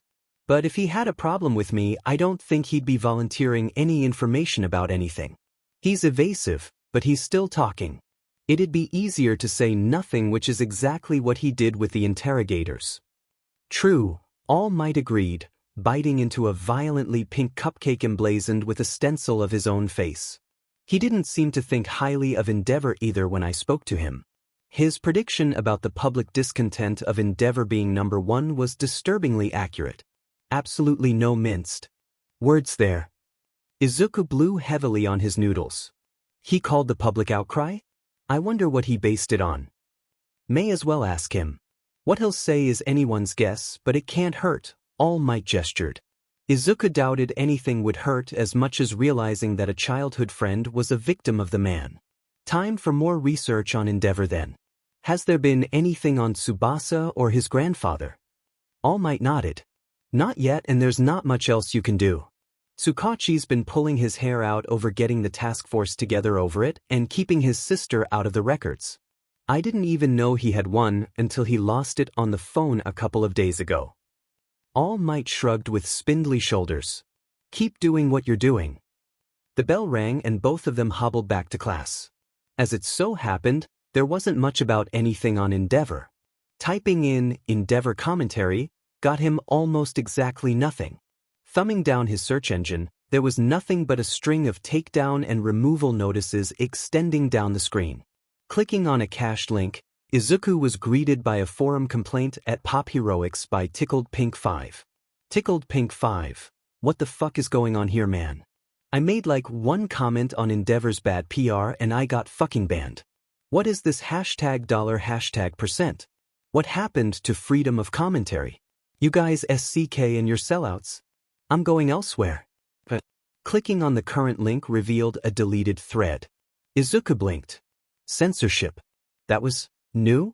Or was it? Izuku honestly couldn't remember. Endeavor had never necessarily been one of his favorites. Nowadays Izuku had seriously considered donating his merchandise of Endeavor to the homeless, but he doubted that they would want it either. Maybe for a bonfire in winter? Clicking through the pages of results, the same pattern repeated. Complaints of removals, takedown notices, numerous articles of the editor of Heroes Weekly being sued by Endeavor for the umpteenth time. There was a curious lack of video commentaries on the numerous video sharing sites as well. Gobble.com.au had a series of videos critiquing Endeavor in English by one conspiracysmate. Izuku suspected that they were only still up on account of them hosting their website in Australia where the law was notoriously indifferent. To Izuku's lack of surprise, not a single flattering comment was to be found in the broad and drawling accent of the host. Izuku flushed pink at the 3-minute mark as a deluge of swearing and select 4-letter words filled his earphones. He can endeavor to stick his head up my dash, was hurriedly muted before it could blurt out. He'd have to pass on the link to Todoroki later for a second opinion. The host was clear in his dislike of the lawsuits launched against Endeavor's critics. Defamation, breach of personality rights, infringement of copyright and trademarked symbol breaches, and the list went on. Censorship in its purest form. Izuku carefully wrote vexatious litigant into a spare notebook and hit print on a selection of articles. Izuku didn't want to think about the previous week. He hoped All for One wasn't either. Hello, Izuku. Are you limping again? All for One's disapproval rang out as soon as Izuku placed an unsteady leg over the threshold. Always a critic, Izuku shook his head and limped to his seat. My criticism is nothing but constructive, floated through the glass. If you keep maiming yourself, then you'll one day lose use of your legs and arms. You won't be of use to anyone as a cripple. It didn't stop you from blowing up half a ward, did it? Izuku snarked. What about my constructive criticism? If I had paper, I'd write notes. It was oddly airy, as if Izuku wasn't the only one feeling the weight of the previous week. If you had paper, you'd probably find a way to stab the guards with it. Izuku flipped open his notebook, which had become increasingly heavy. A tongue of stapled and research flopped out and hung limply in midair. Izuku sighed and stuffed it back in with some effort. He could have sworn he heard a snigger through the glass. All for One pet his head. That too. Or scratch the itch on my back with it. Why didn't you run from All Might when you had the chance? Izuku quirked an eyebrow. You could have taken out Bakugo on arrival, activated Kurogiri's quirk, and piled everyone through the gate before All Might even arrived. What stopped you from running? It was actually incredibly fortunate that All for One hadn't taken the opportunity that sat so clearly in front of him. With 5 more prospective hostages so close by, it wouldn't have been difficult to cover the escape. Goals change, Izuku. As you would know. All for One knowingly tipped his head towards Izuku as he spoke. Then you ending up here wasn't originally part of the plan. You let yourself get captured in exchange for what, then? What would compel Japan's oldest villain into effective surrender? Shigaraki had no inherent value at an objective level. Izuku supposed there was some value in Shigaraki acting as a living spit in the face for All Might, but even that degree of pettiness had its limits. Childish desires trapped in an adult's body, Shigaraki was hardly the archetype of person All for One would place such a degree of trust upon given the inexperience. Shigaraki was ignorant of a large component of All for One's grand strategy, which meant that information, All for One candidly cut through Izuku's thoughts. My needs changed as the encounter wore on. It was more than simply antagonizing All Might.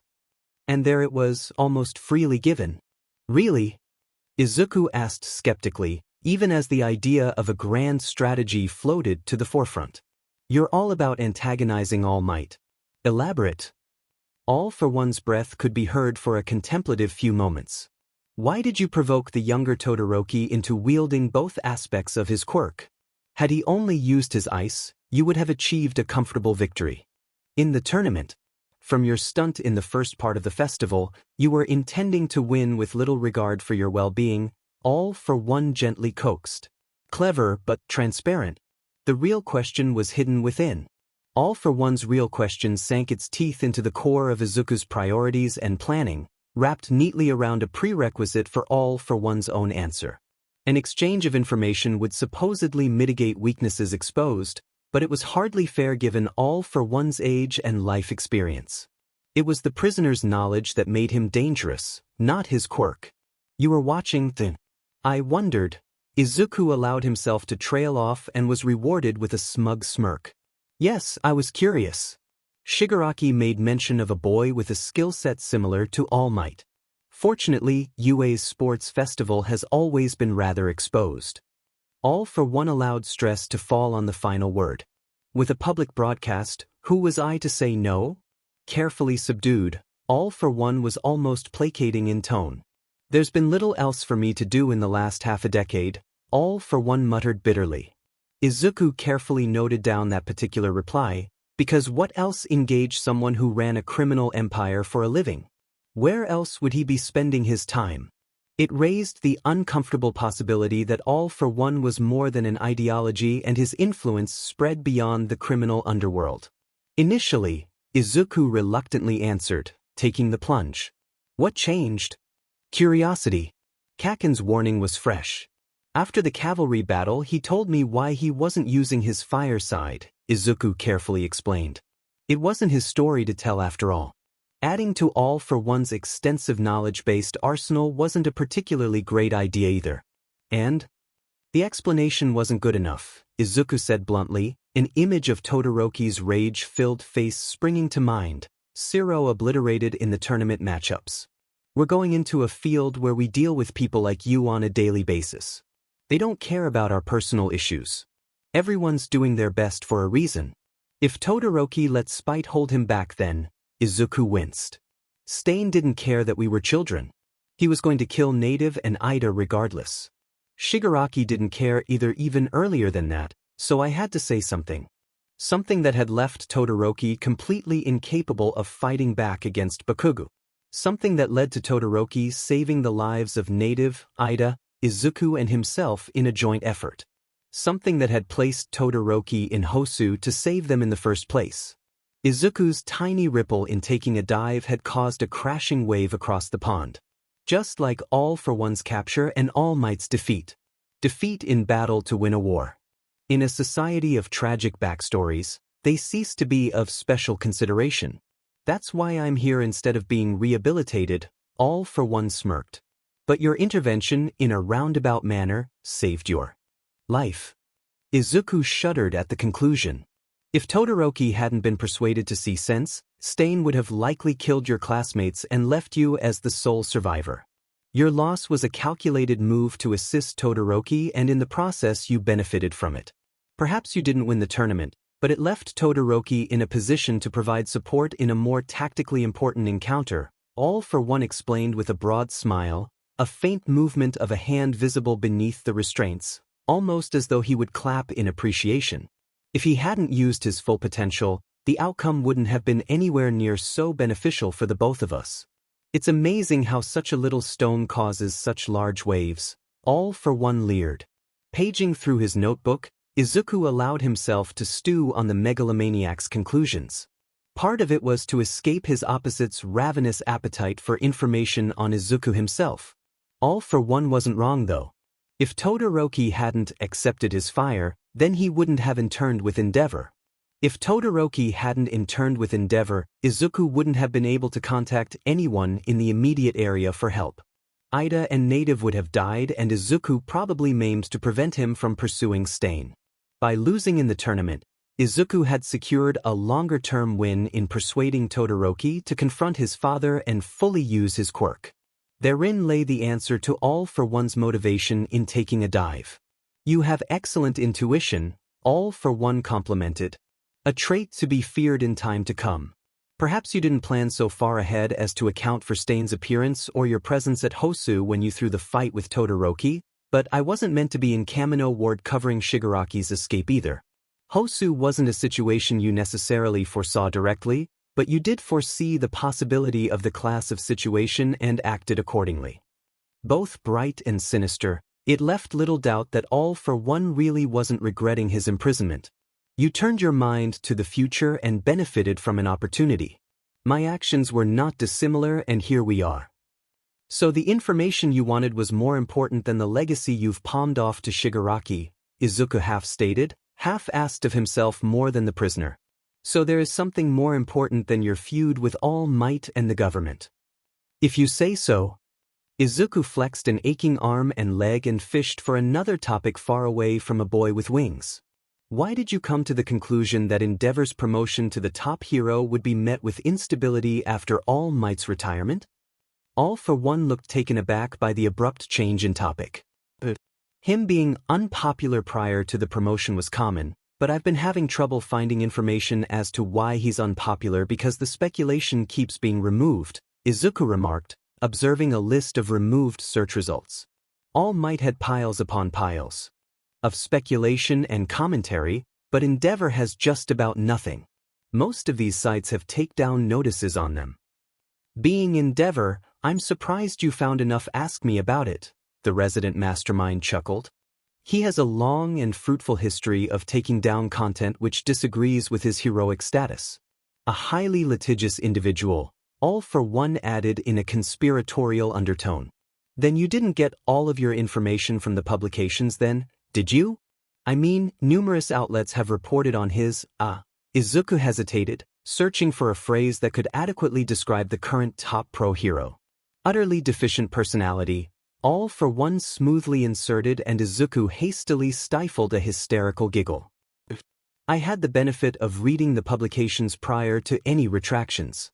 A handy benefit of print media.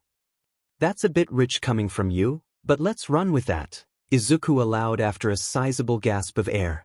I never used my relatives as part of a eugenics experiment, at the very least, All for One bounced back. No, just the relatives of your subordinates instead, shot from Izuku's mouth, almost involuntarily. You wound me, Izuku. All for One's illusion of hurt was somewhat damaged by the mild quiver that seemed to pass through him, voice and all. The implication that I should care, breaking into another chuckle, All for One didn't sound the least bit remorseful. Izuku rolled his eyes and clenched a fist. Moving on from the villainous posturing. What gave you the idea that Endeavor's lack of popularity was about eugenics and his utterly deficient personality? Izuku sharply poked. And if you know about it, why didn't anyone else who knew step in for his children? Resting his scarred head forwards, a subtle twitch of his bound limbs and Japan's arch-villain was silent. A mild hum, as over 2 centuries of memories arranged themselves into a coherent order. Where do I start in a deduction stemming from context clues? All for One directed to Izuku. Understand that my conclusions were drawn over decades and are somewhat voluminous. How about the first place you saw suggesting a quirk marriage? If the journalism was up to scratch, then they would have mentioned reasoning for their suspicions, Izuku offered, even as he made a careful note of All for One's imperfect memory. You can add to the context after that, or I can go looking for myself. If I'm not mistaken, I believe it was issue 46 of Heroes Weekly, All for One murmured with an air of concentration as if there was a struggle to retrieve the memory itself. It was only a relatively new industry magazine at the time, and a rather contentious one which flirted with the anti-quirk laws relating to information gathering. One of their dynamic and enterprising journalists managed to catch Endeavor's schedule and lack of appearances with his family. She raised numerous concerns about the health of the family given Endeavor's rather lacking of skills. All for One sneered. In recent times, I also quite enjoyed their articles on Ragdoll's quirk. All for One finished cheerfully. Izuku refrained from addressing the last jab. Memorizing issue numbers was a little more than Izuku had expected. Let me guess, Endeavor's family never attended events, never received publicity, never appeared in public, never announced births, were never seen with the in-laws, never were seen carrying out domestic duties. He never talked about his family and they basically didn't seem to exist outright, Izuku groaned. Likely because of the injuries his wife would have received. I don't think she would have been feeling well enough to manage public events. Indeed, that was also what the evidence provided, to the point of teetering on the edge of legality due to Endeavor effectively being stalked. As far as I'm aware, my Maki, the journalist involved, attended the same school as the senior Todoroki. Izuku had a feeling that the sentence would have been followed with a distinct side-eyeing and a wink with the subtle turning of the prisoner's head. If All for One still had eyes, that is. Then again, if his intention was to carry out a highly misinformed eugenics experiment, as Maki inferred from the outward conditions of the Todoroki household and her own knowledge, it wouldn't have been difficult for her to trace the thread using her prior experiences. You're too young to have seen the initial defamation action he took out against Maki and Heroes Weekly for that series of reports. You're also, fortunately for you, too young to have seen the birth of quirk marriages. I remember seeing the anniversary article on both though. Convenient that they were in the same issue. Izuku dripped out the sarcasm. I think Maki is the editor now. They're still going strong even with a defamation action against them in court every other week, Izuku sighed. With how the court works, unless there's criminal charges, they make more money out of the surrounding articles than what Endeavor can sue them for. Standard civil court actions haven't had a lot of reform with the focus on quirks. What's impressive is that even the automated bots flagging the articles can't keep up the sheer amount of content in their weekly editions. The use of bots to automate lawsuits and take down notices for online breaches is an evil even I couldn't have conceived. Only because it's one of the few things around that's older than you. It doesn't mean that I won't happily benefit from it. Endeavor's desire to hide and suppress those reports are part of what convinced me that a quirk marriage took place. Prior articles made quite clear as well that his only interests were in himself and his advancement, not marriage. All for One explained, mouth angled into a grimace. What was the other part? Having lived through the popular PRD of quirk marriages, I still remember the signs. All for One didn't seem to remember them particularly positively if the flat tone of voice accompanying the statement meant anything. This information, while perhaps not widely known among your generation, would be known among the parents of your classmates as Endeavor's marriage attracted a great deal of discussion at the time. It's only natural that there's distrust relating to his promotion. Endeavor isn't exactly inspiring of confidence in the system with his hypocrisy. Izuku nodded without thinking and blinked upwards to see All for One's feral smile. It would be a terrible, terrible shame if someone were to release those articles into the wild again, said All for One conversationally, as though discussing the weather. It might be enough to utterly destroy the current #1's sterling reputation. I don't know, if I made a forum post about even you not liking him, I think that'd damage his reputation even worse. Izuku frowned. On the downside, I'd probably have 26 hero agencies and the police turning up at my house wondering how I knew that. Take out a subscription to Conspiracy before you write the forum post, All for One idly suggested. No one would look twice at it. Provided you haven't already, of course, he added as an afterthought. Izuku fumbled and almost dropped his distressed notebook. How do you know about Conspiracy? We do share the same hobby, so presumably we share the same sources for the hobby, All for One grinned. But Conspiracy? You actually read something as niche as Conspiracy? Struggling to close his jaw, Izuku gaped. It should have made sense that All for One was aware of Conspiracy's existence. the tiny, shadowy publication that whispered about a quirk that could give and take other quirks. A tiny, shadowy publication that was the sole magazine to speculate about the criminal underworld to survive in modern-day Japan. A tiny publication that All for One apparently read. Careful, Izuku, or people will wonder as to why an aficionado of heroes is likewise a regular reader of a magazine generally reserved for the criminal population. I read it for the articles on quirks, Izuku pointed out. That was my excuse too. No one believed me, All for One lamented. It was all Izuku could do not to choke on his saliva. I don't suppose you also read that contributor article about a quirk capable of stealing and giving quirks? Izuku asked sardonically. Whatever gave you that impression? All for One asked through unsuppressed laughter. That part where it noted that such a quirk would function to gather all powers in some for one individual, which totally isn't suspicious if you're a subscriber. Izuku held his head in his hands and felt as though he'd been tossed sideways into another reality.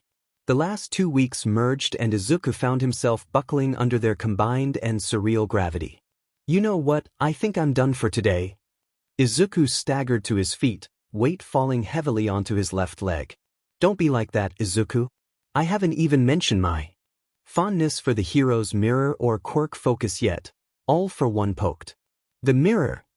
Izuku groaned as he headed for the exit, the prison announcement curiously absent. They should attach a sign outside warning the guards about you for that alone. It's only the mirror, All for One insisted. Of course All for One would insist.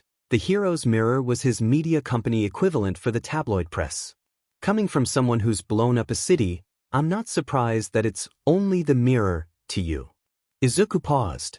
Oh, don't tell me that's where you noticed the lack of Endeavor's family appearances? Izuku stared, aghast. The mirror is very informative about public appearances of celebrities, All for One defended. I'm going to have nightmares about this conversation, Izuku muttered to himself as he opened the door. Maybe I shouldn't come back next week. I'll live with that so long as you don't cripple yourself, All for One chimed while laughing and Izuku slammed the door shut while shaking his head. Izuku bypassed the waiting room and staggered out to the car where All Might and Tsukachi stood in a huddle. Ah, young Midoriya, All Might bounced excitedly. I should have known he was a mirror type. He always had that look about him. Izuku frowned and shook his head. All Might, what was the last thing you two spoke about before you flattened him? All Might's mirth instantly died and colors seeped from his face. He wanted to know if you were the one I gave one for all two and criticized me for being a poor teacher. Goals change. Izuku shuddered and they piled into the car for the drive back to campus. Kaken's warning hung at the forefront of his mind.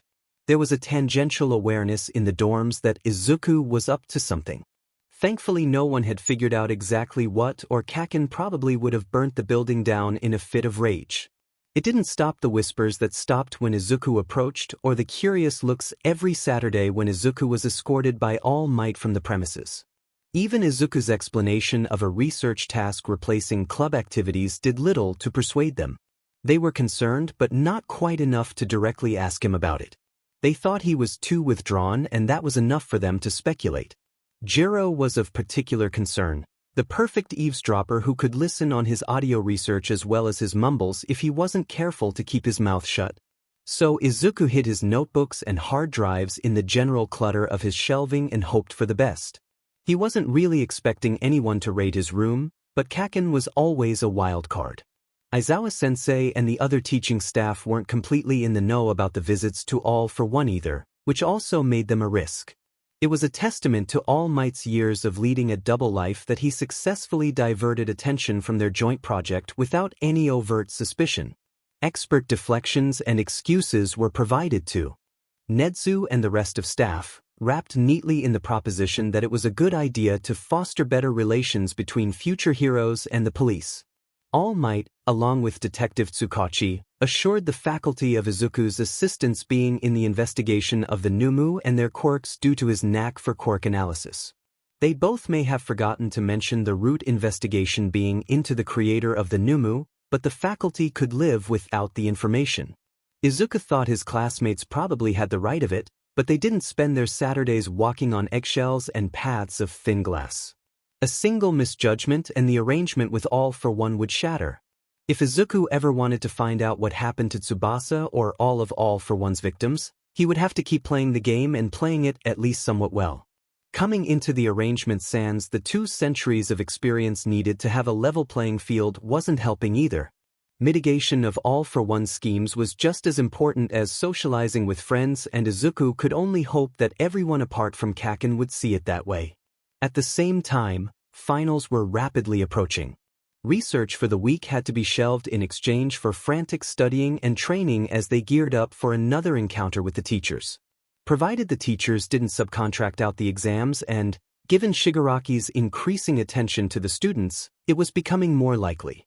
All for One was dangerous, and attending an interview without something to keep the man on the back foot was even more so dangerous. It was like feeding sharks without a cage to hide in. One mistake and Izuku would very rapidly become food for thought. Injuries from the physical exam preparation were slowly mounting, and Izuku was left with a sort of dull ache that permeated his whole body and a persistent tingle in his sinuses. He couldn't quite pinpoint what exactly was wrong, but it ached, and even Recovery Girl's quirk couldn't quite fix it. Izuku sneezed and carried on packing his bag for his regular visit, stuffing in a pack of tissues. Izuku could either attend and place himself at the non-existent mercy of All for One without anything to defend himself, or he could take a week off from visitation. Eyeing off the coffee machine in the common area of the dorms, Izuku poured himself the strongest shot he could physically make and hoped Plan B would work. With that, he made for the car. You could always take the day off. We wouldn't blame you," Tsukachi suggested as he zoomed down the road, All Might again in the passenger seat. "Exams are stressful at the best of times. A week off won't hurt. I'm not worried about missing it directly, but if he was petty enough to kidnap Nana Shimura's grandson for a screw you to All Might, then I think avoiding a provocation is the better idea," Izuku explained through a simultaneous ache and buzz through his head. 200 years and he can't do anything better with his time. Izuku shook his head. "What a waste. I'm stealing that one if he tries to kill me again," Izuku heard All Might mutter to a sniggering Tsukachi. Izuku was too strained to smile. On arrival, Izuku peeled himself from the car seat with some effort and made his way to the usual waiting room. If any of the guards later noticed the jumbo-sized black coffee as they led him to the cell, they were kind enough not to mention it. They cracked open the door to All for One's cell and Izuku felt himself melt into the seat. "Izuku, you look wretched. Both a limp and debilitating fatigue. Are you sure you're cut out for UA?" All for One asked more leisurely than any high-security prisoner had the right to be. "You're not even going to wait for a hello?" Izuku half-heartedly rolled his eyes. "We're doing revision for finals," Izuku sighed without waiting for a response. His notebook had been replaced by his prison-issued paper cup of jumbo coffee. It was a triple-shot long black, and even then it didn't feel strong enough. "If you're lucky I might be able to scrounge up a hypothesis, but don't get your hopes up." So came Plan B, colloquially known as making it up as he went. Of course," All for One tweaked his head knowingly. "I don't see you struggling with the exams." "Well, at least not the written portions," he added in an undertone. "I'm less optimistic about the physical portions. You know, for all my digging on what you've been up to over the years, I'm honestly still at a loss for why it bothers you." Izuku had foregone pulling out his increasingly unwieldy notebook, but even then a reserved page holding that note sat blankly without mental addition. "You sent Shigaraki to be pulled apart by All Might at the USJ, so it's not like you have a general concern for the well-being of anyone if you don't care about your so-called successor. You didn't care about Tsubasa either," Izuku added darkly. "Why attack All Might over the quirk's injuries?" Government staff aside, Izuku didn't feel particularly inclined to tell them the true nature of One for All. Government employees didn't mean trusted employees. He's directly responsible for the injuries caused to you. As it turned out, All for One didn't seem particularly inclined to give that secret away either. Odd, but Izuku could work with it. Given your status as a fairly late bloomer, it's obvious that your body is incapable of managing the recoil. It was, All for One paused as though fishing for wording. "I would use the word irresponsible, but it feels too mild. How about entirely incompetent?" All for One sampled the wording. Yes, entirely incompetent in his handling of it. Yes, but why do you care? Apart from Recovery Girl and Mum, no one seems too bothered by the damage it causes. They didn't really feel the need to interrupt until after the fact. They have their reasons, but Izuku finished lamely. If it's an attempt to put me off using it, then it's a fairly mild one given your preference for maiming, death, torture, and prolific manipulation. All for One's warnings were more nagging than anything else. Where was the blackmail and extortion? The ultimatum or threat of injury? The outright lies All for One fed Shigaraki after he murdered Nana Shimura? It didn't seem characteristic for the person in front of him to be so mild. It's not like I have an option when the alternative is horrible death. As the encounter with Overhaul and company had proven, All for One breathed out in a long, agonized stream of air. What about the option of not being involved in the first place? There's no need for children to be dealing with criminal matters. Society in Japan has plenty of able-bodied adults who should be dealing with these matters instead of deferring to children. Yet there are almost no pathways into heroics beyond juvenile cadetship programs offered in high schools. There wasn't any mistaking the hostility slowly unwrapping itself in All for One's voice, a prowling reminder of the first week. That didn't stop you from capitalizing on Tenko Shimura's circumstances. You indoctrinated him as a child for the sole purpose of getting at All Might, Izuku pointed out through half a mouthful coffee-soaked biscuit. You're attacking the government for something you do yourself. What makes you think it was purely about attacking All Might when Shigaraki's my successor? Curiosity oozed through in waves, further enhanced by All for One inclining forwards as he spoke. I have a lot of reasons which I'm going to save for another day, but the teaser basically amounts to it being a strange decision for someone who hasn't so much as been hinted at wanting one in the previous 200+ years. Or needed one, Izuku added. It's also patently strange that you're on first-name basis with me and not him if you really cared about the successor aspect of it. A topic for another day. It was a topic so large it occupied numerous sections of Izuku's notebook.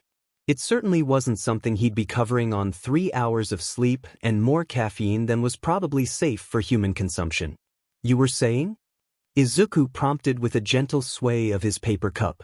I eagerly await your conclusions. It was another point to All for One's general creepiness that his interest sounded genuine throughout these discussions. As to the previous point, the government did it long before I did, Izuku. The hero system and its method of indoctrination existed a substantial PRD of time prior to Shigaraki coming into my care. Really? Izuku stated flatly. Well, if the government does it, I suppose we can eject all moral standards out the window and follow their lead. I thought it was your intention to become a civil servant? And there it was, the continuation of the poking and prodding which the prison staff had been kind enough to cut off in the first meeting. Izuku almost sighed into his coffee. Working for the government doesn't mean that I agree with every single thing that they do, Izuku pointed out, feeling like he had made a real-life misclick and entered a heroes versus villains subforum populated by 12-year-olds. I have different opinions on different policies. Some areas, like quirk regulation, could definitely be handled better if the intelligence of the population was respected. But they're politicians, what do you expect? Izuku shrugged. The very last thing they do is actually listen to public opinion, and the majority of the voting public are too intelligent to get involved in party politics with how it currently stands. Everyone's heard the rumors of what happens behind party doors. All for One positively beamed at him, teeth glinting, and Izuku wasn't sure if he'd stepped into a trap or neatly avoided one. A happy All for One was an unpredictable All for One. Ah, so you're not a mindless follower then. What a relief. Since the criminalization of quirks, the world's various governments have developed a great fondness for child soldiers. Children are easily indoctrinated and pliable. Generally, All for One dipped his head towards Izuku, but your disobedience is a noted exception. You pursue your goals with little regard for the judgment of others. Izuku really hoped it wasn't appreciation that he was hearing saturating the deep voice, but if it was, then it was more effective at making Izuku reconsider his career path than anything else he'd heard so far. Depends on who the judgment's coming from. Izuku sniffled and swallowed down another sneeze. If you say so, All for One purred and continued without a skip. What you attend is in reality a military academy disguised as a high school. You're a cadet with a provisional license allowing you to engage in combat while supervised. When I was your age, it would have been unthinkable for adults to offload military action to children, even with the appearance of quirks. Now it's the norm, All for One expertly sneered. Children are now effectively subcontractors to the military, with UA allocated a substantial portion of Japan's military spending allowance. Indoctrination through the labels of hero and villain allow for an easy crop of children willing to be maimed for the right cause. The only thing that separates me from the government is that I'm not the government. All I'm hearing is that there wouldn't be a difference if you were in power. If the rumors are correct, then you already had substantial control over the government at some point in time. And? It was meant to be a light tone, but a razor-thin edge destroyed the effect. Nothing changed, Izuku delivered bluntly. I'm not Shigaraki, and if that particular rumor is true, then all it proves that you're no different to the people you're complaining about. Quirks are still heavily regulated, and, provided what Shigaraki's parroting is straight from you, then that's not something you'd agree. But here we are with those same laws after your influence. You decided to unperson yourself instead of change the culture of how quirks are looked at by people. It's amazing that only 200 years ago that All for One would be a prime government defamation target for having a quirk in the first place. Now, 200 years later, he was still a government defamation target, but now for having the wrong sort of quirk. All for One's long criminal history aside, Shinso's crime-free experience told an unflattering tale of the discrimination that ran rampant in society. Criminal status hardly mattered in Japan. Perceived potential criminality was the only thing that mattered. The government skewing exams to favor the openly flashy category of quirks like Kaken's only made it more evident that certain categories of straightforward people were preferred rather than the subversiveness of quirk reallocation or brainwashing.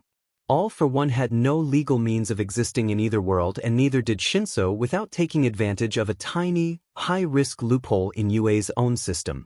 Izuku, not having a quirk, likely wouldn't have made it into the general course, let alone the heroics course. Not all people are born equal. It's a system that enslaves people to its will and does away with those who it can't control. The moment they perceive you as a threat to them, they will target you as well. All for One warned in a disturbing echo of Izuku's own thoughts. Even if your speculation was correct, any proposal from me wouldn't have been accepted, as the government has already made strides to taint public opinion against deregulation. They have long argued that some quirks are too inherently dangerous, rather than offering lessons to control those quirks. It would take numerous lifetimes to undo the damage done to how the public perceives certain quirks and their wielders, All for One bitterly concluded. Interesting. Society seemingly hadn't changed too much in 200 years, which might explain why All for One was still here all that time later. Another point in the mental notebook. I suppose it's a good thing that I'm not in it for the system then, Izuku murmured, wiping his nose. I'm already aware that it's unfair for people without quirks or less flashy quirks to be dismissed for that alone. It's just another type of class ranking these days. I'm not really in it for the reputation either, now that I think of it. Until All Might had asked Izuku to become the symbol of peace, Izuku would have been content to remain a nobody, helping from the shadow with almost no public attention. One for All had changed that, as had Kaken's provocations. Unnatural stillness caught Izuku's attention. All for One fixed him with an eyeless stare, more statue than person. It was at that moment Izuku realized he'd made a series of grave mistakes as he lifted his cup for another sip. The first was not noticing that his coffee had gone cold. The second was not using it as a decoy to leave early and avoid the blatant probing. Aren't you now? All for One asked lowly. Why did you choose to pursue heroics? The option wasn't even available to you from the beginning. Why not leave it and do something else? You're not incapable by any means. Izuku groaned and felt the onset of a literal and metaphorical headache. I don't even have that good of a reason for it, really. I wanted to help people. A shadow of a smile, thin and edged. Why? If All for One was expecting a deep and thoughtful reply, He was about to be disappointed. The longer Izuku dwelt on it, the surer he became of his answer. Because I've never expected anyone to help me. Izuku cringed at how All for One positively perked up. When Shigaraki spoke to me at the mall, he seemed caught up on the idea that All Might couldn't save everyone. As if that's ever been a good reason to condemn someone. Shigaraki's parents must have spoilt him rotten as a kid if he thought that there was ever a chance of All Might personally saving him. Izuku couldn't understand Shigaraki at a fundamental level. Shigaraki wore entitlement like a cloak even well into adulthood. All for One was used as a shield from consequence, and Shigaraki never seemed to feel the need to step beyond his grasp. It was beyond comprehension for a 4-year-old Izuku, and not much had changed for Izuku over a decade later. It was a non-existent luxury in a single-parent family. Interesting. Shigaraki didn't mention his consultation with you at all, but he was somewhat fixated on you prior to it from Kurojire's observations.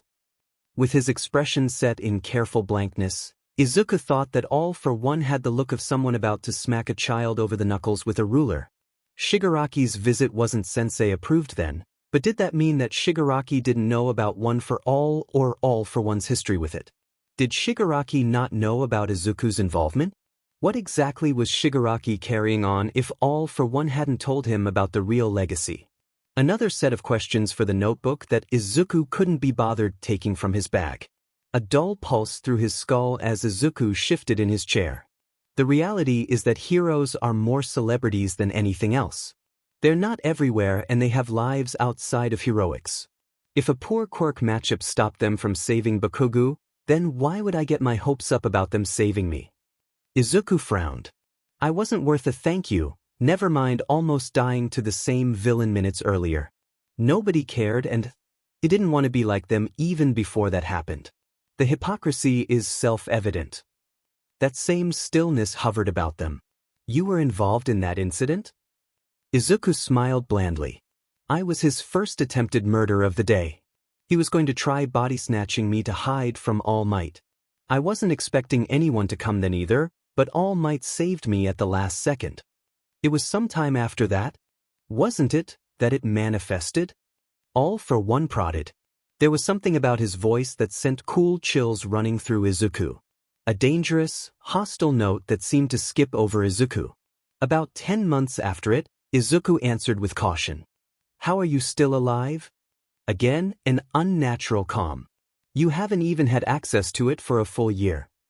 Well, after years of Bakugo and his friends, I'm relatively good at judging which limbs I can live without, Izuku offered flippantly. Recovery Girl helped out a lot as well. In reality, the constant chasing of battles between heroes and villains had been educational in theory as well. Applying it in practice was something else though, as Izuku's trembling arms chose to remind him of as his caffeine-induced high started to fade. I stand by my original opinion of their treatment of your quirk. All for One delivered so frostily that it wouldn't have surprised Izuku if his coffee had simply iced over from latent airborne malice. We're back to where we started. Why does it matter? Izuku asked with a raised eyebrow. It wasn't always the case that society allowed children to maim themselves, but now it's acceptable if it's for the right cause, All for One leered. Even now you're here while injured and no one saw fit to stop you from coming. I can hear you tremble and hack from here. It's a wonder you even reached the point of making it here. Did Shigaraki ever complain about you being so overbearing? Izuku found himself involuntarily asking. Not nearly as often as you do, but as someone who seems to have operated with no supervision for the last 15 years, one can see why you would think my views are strange. Utterly inept. What exactly is wrong with you this time? Izuku figured there'd be an arched eyebrow in there somewhere if All for One still had them. Izuku fumbled, random aches? Eloquent, All for One tartly replied. Have you seen anyone for the aches? Yes. Did they tell you that you likely have the flu given the sniffling and sneezing? All for One asked in a tone suggesting that Recovery Girl should be dropped from nursing staff as soon as humanly possible. No, surprisingly, Izuku realized through a fog. He didn't remember telling Recovery Girl about the sinus issues, though. She usually checked for overt injuries, not what All for One was proposing. Izuku couldn't really remember anyone going to her with the flu. That, Izuku, is because the flu doesn't usually permanently maim someone and they think you can afford not to care about it. Why correctly treat an illness when the option to field them again as soon as possible is an option? Remarkable healing capabilities aside, she's not capable of prompting the immune system to fend off viruses, otherwise we would have had a rather in-depth article finding a universal cure to cancer, all for one delivered in a deceptively light tone of voice. Izuku blinked. Your point? All for one sighed and inclined his head towards the cameras in the room. All Might, do yourself a favor and remove him from the room before he passes out in it. It'd be unsightly if it were to happen. Izuku hauled himself to his feet and made for the exit at a deliberately aggravating pace. I'm not that far gone, you know. It's not you I'm commenting on, All for One snarked. Next week then? Izuku asked with false cheer, half out the door. Only if Endeavor makes the front page of this week's Mirror. Snorting, Izuku allowed the door to shut and, as expected, found an extremely pale All Might lurking out of sight of the viewing pane. That was really creepy, Izuku confessed, as they rapidly made their way to the car park. He's never spoken to anyone about that before, All Might confirmed in a restrained tone of voice. Shigaraki talked about the government having a monopoly on violence, but it seems like his ideology is a pale shadow of All for One's beliefs.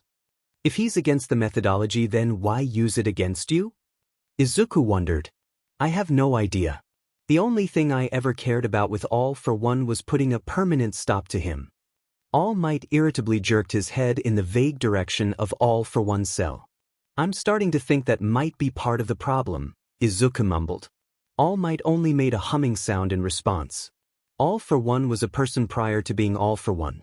It was that person who had become All for One.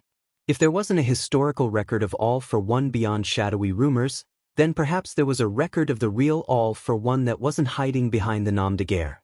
Maybe it was time for a visit to one of the more legitimate historical researchers. Maybe Tsukachi had a recommendation since formal investigations were his thing. A bright, sunny Sunday followed Izuku's sniffle-filled Saturday. Todoroki and Izuku sat opposite from each other on a simple wooden bench on campus grounds as midday approached. Izuku's nose tingled furiously as he watched Todoroki's hands clench and unclench. Thank you for coming on short notice, Midoriya. Todoroki nodded, facial expression strained. I know that you had to stay away from the class outing for us to speak privately. It's okay, I have the flu anyway. Izuku laughed nervously through his dripping nose. I've been given a ban from all outings until I'm recovered. As it turned out, All for One had a legitimate point about Izuku prospectively passing out in the visitation area. Secondary infections weren't to be messed with according to an unusually contrite recovery girl. As far as Izuku was aware, she also wasn't in on the project, but whatever vague explanation All Might had offered had seemingly done the job well enough for her to put her foot down on Izuku leaving the campus. All outings? Todoroki asked hesitantly, a shade of color disappearing from his increasingly narrowed expression. Are there any exceptions to it? I really don't know. Is everything okay, Todoroki? Happened? Izuku inched slightly forwards on his seat to peer at Todoroki through the glare. It's the annual PR ball for Endeavor's hero agency on Monday night. Todoroki dropped unceremoniously. I would have asked you earlier, but you've been even busier than the rest of us. Catching you in a free moment has been difficult. There was a definite note of awkwardness to his voice and a slight twitch of his eyebrows. Izuku groaned and held his head in his hand. I completely forgot about the public relations events. You're forced to go every year, aren't you? The Hero's Mirror had a notorious recaps issue that they published in the lead-up to the events. For a moment, Izuku had a vivid image of a hazy-faced, pre-injury All for One flipping open to the confidential section and hunting for anything remotely Endeavor-related. For some reason, he could imagine the resulting sneer perfectly.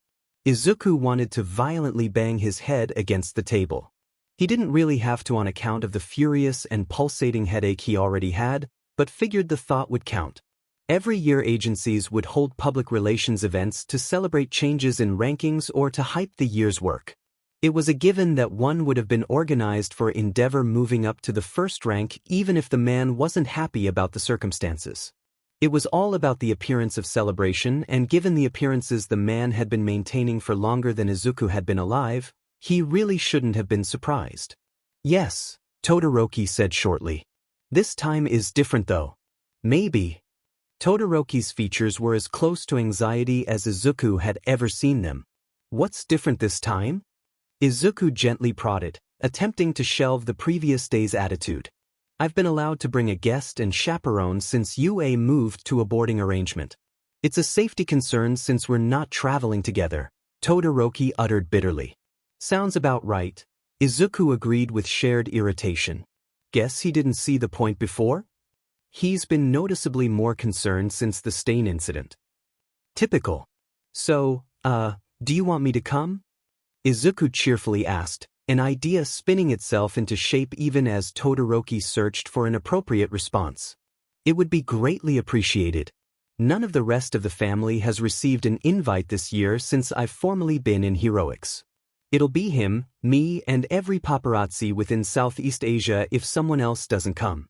Todoroki's voice dripped venom. Izuku honestly couldn't blame him. It seemed like Endeavor was attempting to claw back some dignity by having his son surpass All Might's legacy. After the topic of the conversation from the previous day, it made Izuku's skin positively crawl. I might have the flu, but if we take the right chaperone we should be fine for clearance. Izuku smiled a smidge more sharply than he intended. Todoroki gave Izuku a strange look. Like, do you think All Might would enjoy a night out? It's been a while since he's done any sort of public morale boosting. Izuku grinned as best as he was able with a splitting headache. Surely the former number one has to be there to congratulate the current number one. Todoroki's face flickered through a series of escalating expressions, before settling on an extremely mild smirk. It can't hurt to ask him. He has been a bit shy since the fight with All for One. But just realize that you can't go as you are if you do get permission to attend. Oh, it's a black tie event, right? Dread filled him in ways that even All for One couldn't manage. I don't think I have any clothing for that. Izuku's wardrobe had always been suspiciously empty of formal wear for as long as he'd been alive. For some reason, his mother almost seemed repulsed by the thought of it the older Izuku became. Izuku's wardrobe was happily filled with as many dorky and quirky shirts as his mother could find, but not so much as a non-school-related tie to be found. You also don't have the haircut for it, Todoroki added with a faraway expression. Not to be offensive, but you don't quite have the right look for it. I can help with that, Todoroki assured. Some of the girls can help with your hair and my sister can get you a suit once we have some measurements. First we need to get you clearance to attend. Even if it's only for an hour or two, we can use it as an excuse to leave early. Todoroki nodded to himself. We can make this work. Izuku braced himself and nodded encouragingly. We'll manage, Midoriya. I saw All Might around the common area before we left. We may as well go ask him now. Do you think he'll say no?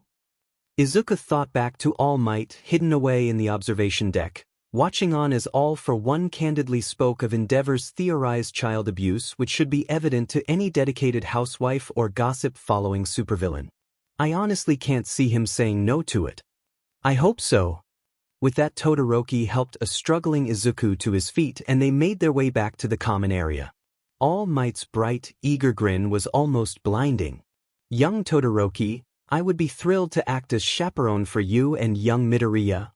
All Might's form momentarily shifted into his old superhero form to deliver a thumbs up. I'll get a clearance from Recovery Girl for young Midoriya as soon as possible. All Might no. Izuku attempted to interrupt, but was cut off by a spray of blood and a swift reversion. Sensei, I agree with Midoriya. There's no need to overexert yourself, Todoroki added as he stabilized the gaunt man. It's been months since anyone's asked me to attend anything like this, All Might reflected mildly, dabbing away the red staining his lips.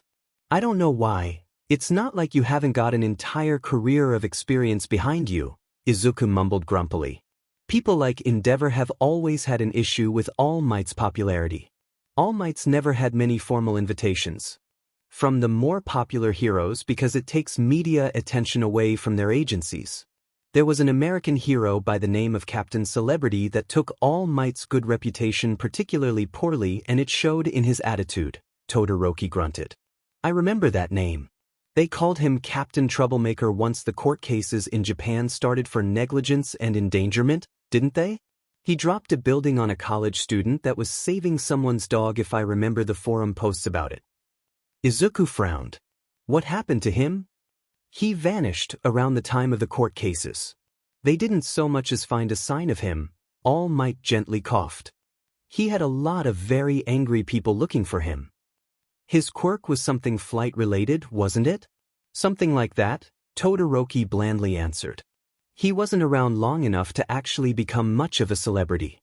Endeavor had some choice words about his reputation, reflecting poorly on Japan's registration board for allowing him in after the cases in America. Better add that to my list of people All for One has probably abducted. Izuku sighed. There weren't enough hours in a day for the seemingly random bits of information that Izuku tripped over on a daily basis that had a suspicious smell to them. Every missing person was a prospective Numu at this point in time. It might be worthwhile to cross-reference the missing persons register against the DNA identification being conducted on the Numu. Izuku would have to tell Tsukwachi about it later. As young Todoroki said, it's always been an issue. But since I retired and my quirk went with, it's been more noticeable. All Might finished lamely. I can imagine. Not having a quirk makes people treat you like you're made of glass. They either handle you with kid gloves or attempt to shatter you. Izuku grimaced at the lurking memory of middle school. Are you speaking from experience, Midoriya? I was a very late bloomer, Izuku confessed. There was something oddly endearing about Todoroki's expression of poorly concealed contempt and All Might's look of disgust. Right? Clearances? With that, Izuku was hooked by one arm, Todoroki hooked by the other, and they were almost dragged to Recovery Girl's office. Izuku really wasn't sure to think about Ishido's glee. Are you sure it's okay? Don't worry so much, Midoriya. I'm just going to give you a trim. When I go dancing, costumes, hair and makeup are all part of the production, Ishido exclaimed brightly.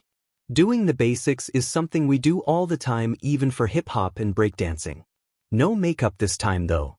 She wagged a finger teasingly within Izuku's line of sight.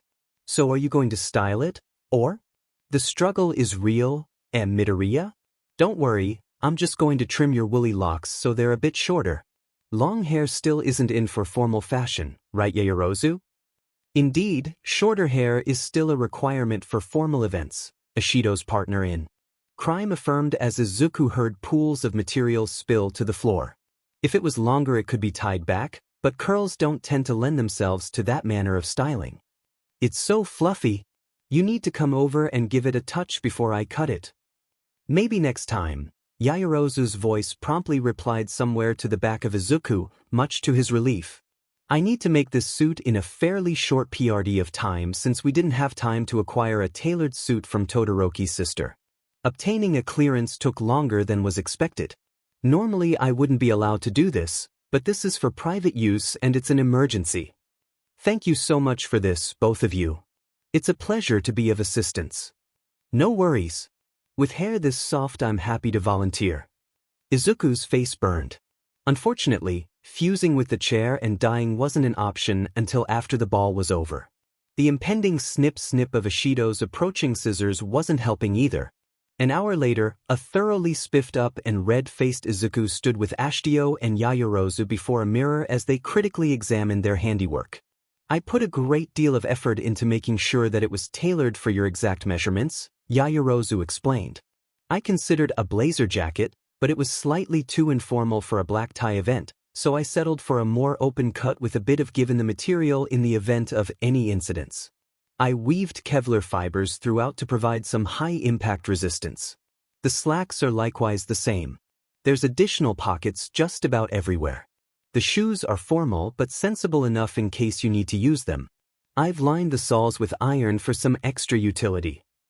Yaoyorozu paused and collected herself. As this is a black tie event, I included a fairly standard black bow tie. Since families with young children have been invited, not too many people would complain if you were to pocket it after the formal group photographs of the attendees are taken. Izuku stared without shame. You've put an incredible amount of thought into this, thank you.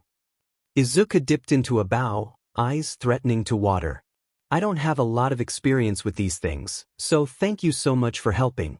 It's no issue at all. I'm happy to help in an emergency.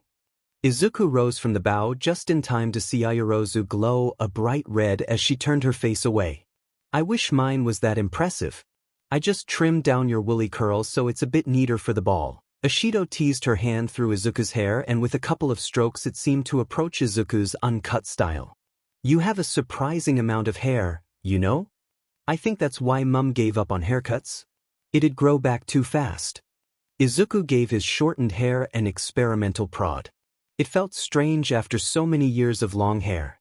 With hair that adorable, it's easy to see why she wouldn't want you to cut it, Ashido beamed.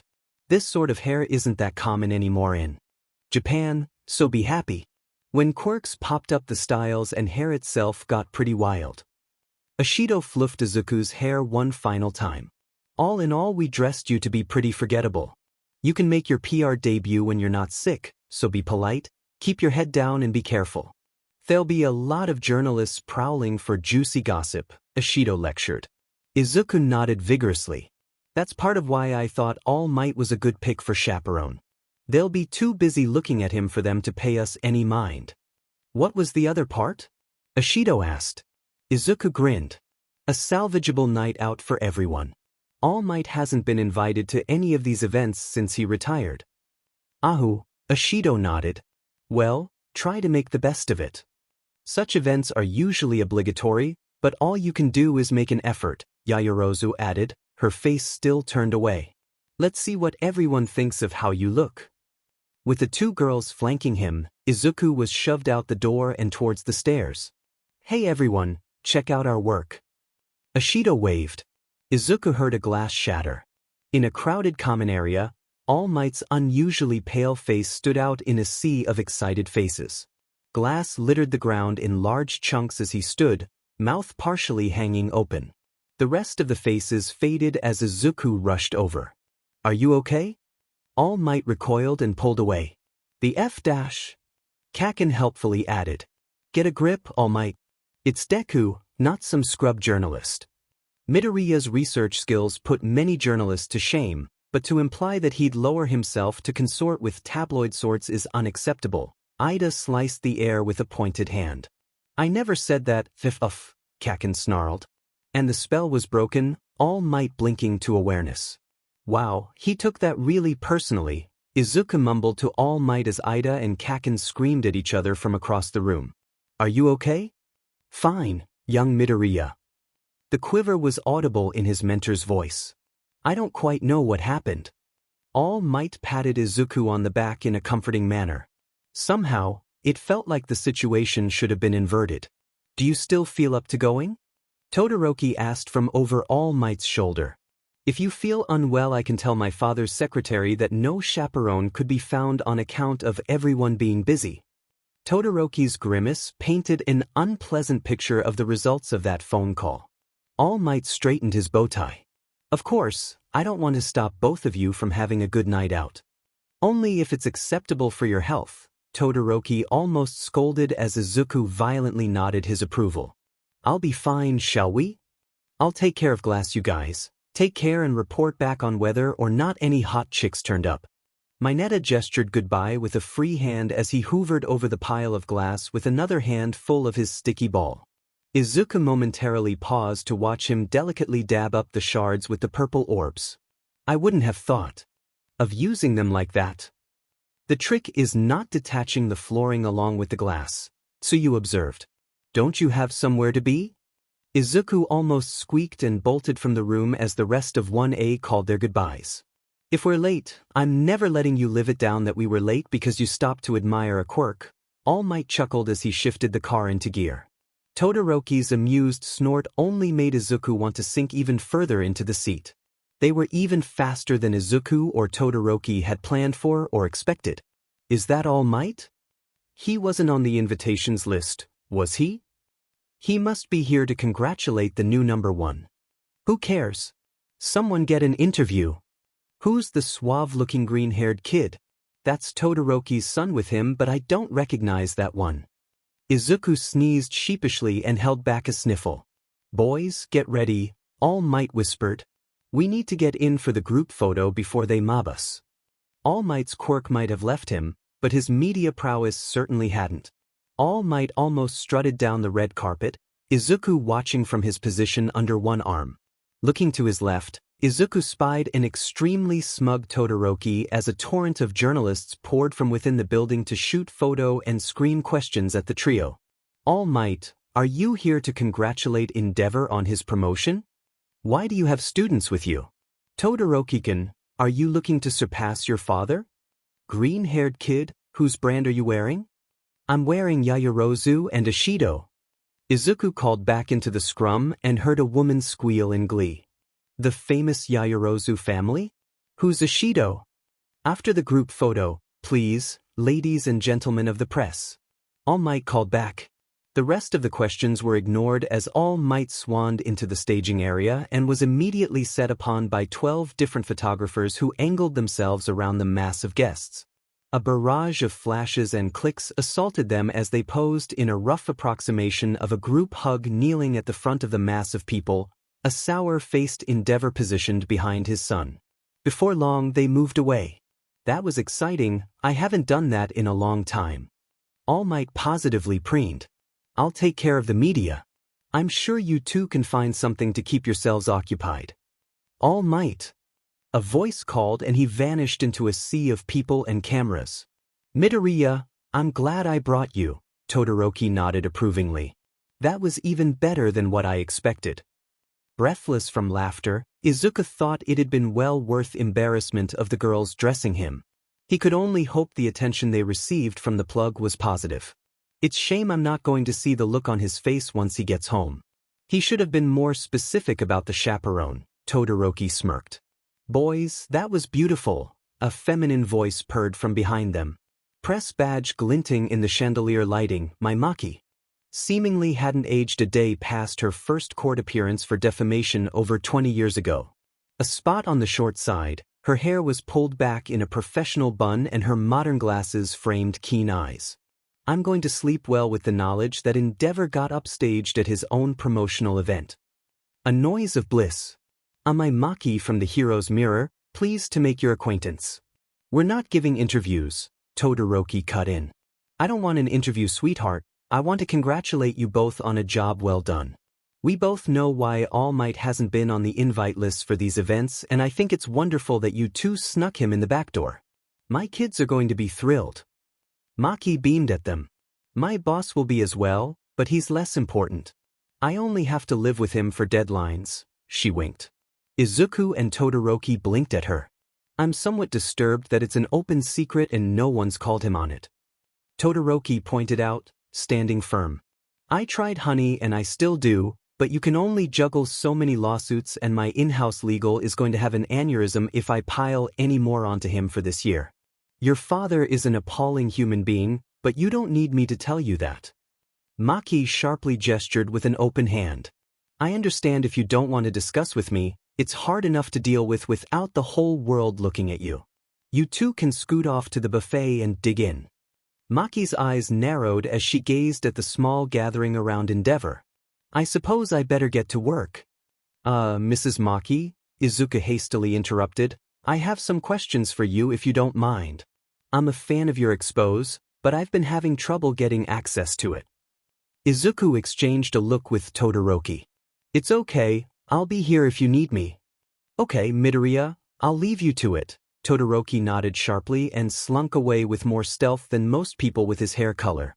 It's the series of articles on Endeavor, isn't it? Maki asked without preamble. Yep. I'm Izuku Midoriya as well, Izuku introduced himself. I guess I'm a vicarious fan of your work. I say vicariously because the articles of Endeavor have been sealed away due to court action. I'd love to re-release them, but only our staff can legally access our archives to review the articles. Any sort of dissemination would land us with contempt of court charges for breaching the injunction. Maki made a humming noise. There might be a way around it though. What exactly is your interest in it beyond the obvious? Izuku rolled the words carefully around his mouth before he spoke them. I have a source that's been informative on the topic of quirk marriages, Izuku murmured. They rose the possibility of Endeavor being involved in longer standing. Izuku paused delicately, unethical and colorful activities given his promotion of his youngest son and the lacking appearances made by the rest of his family. I also spend a significant portion of my time engaged in quirk analysis, so it's also a matter of looking at how external treatment causes quirks to develop or not develop. He wasn't telling anyone about this conversation. Maki almost drooled, a hungry expression on her face as Izuku was scanned up and down. Interesting. What have you had access to? Your previous editorials within the last 10 years, as well as archived excerpts from the last 15 and knowledge from being a family friend. Izuku listed as impersonally as he could. It hasn't been enough because only your original article listed your sources. Mate, didn't know we had a regular reader around at one of these stiff events. A familiar voice boomed from behind Izuku in heavily accented English. Izuku and Maki jumped. Midoriya, meet Zachary Smith. He's the leading editor of the Australian Heroes Mirror. Maki beckoned to the gruff-looking, bearded man who easily stood over 6 feet tall in an attire that could only be called formal in the vaguest possible sense. A square of flannelette blatantly hung out from a corner of the man's jacket. I watch your videos on Gobble. I didn't realize that you were the editor. Izuku blurted out before he could contain himself. Just mate. First names between mates. Gobble's a sidey to the main job. You here to see if Endeavor's become less of a prick as well? The man excitedly asked at the top of his voice. No one in the vicinity so much as blinked.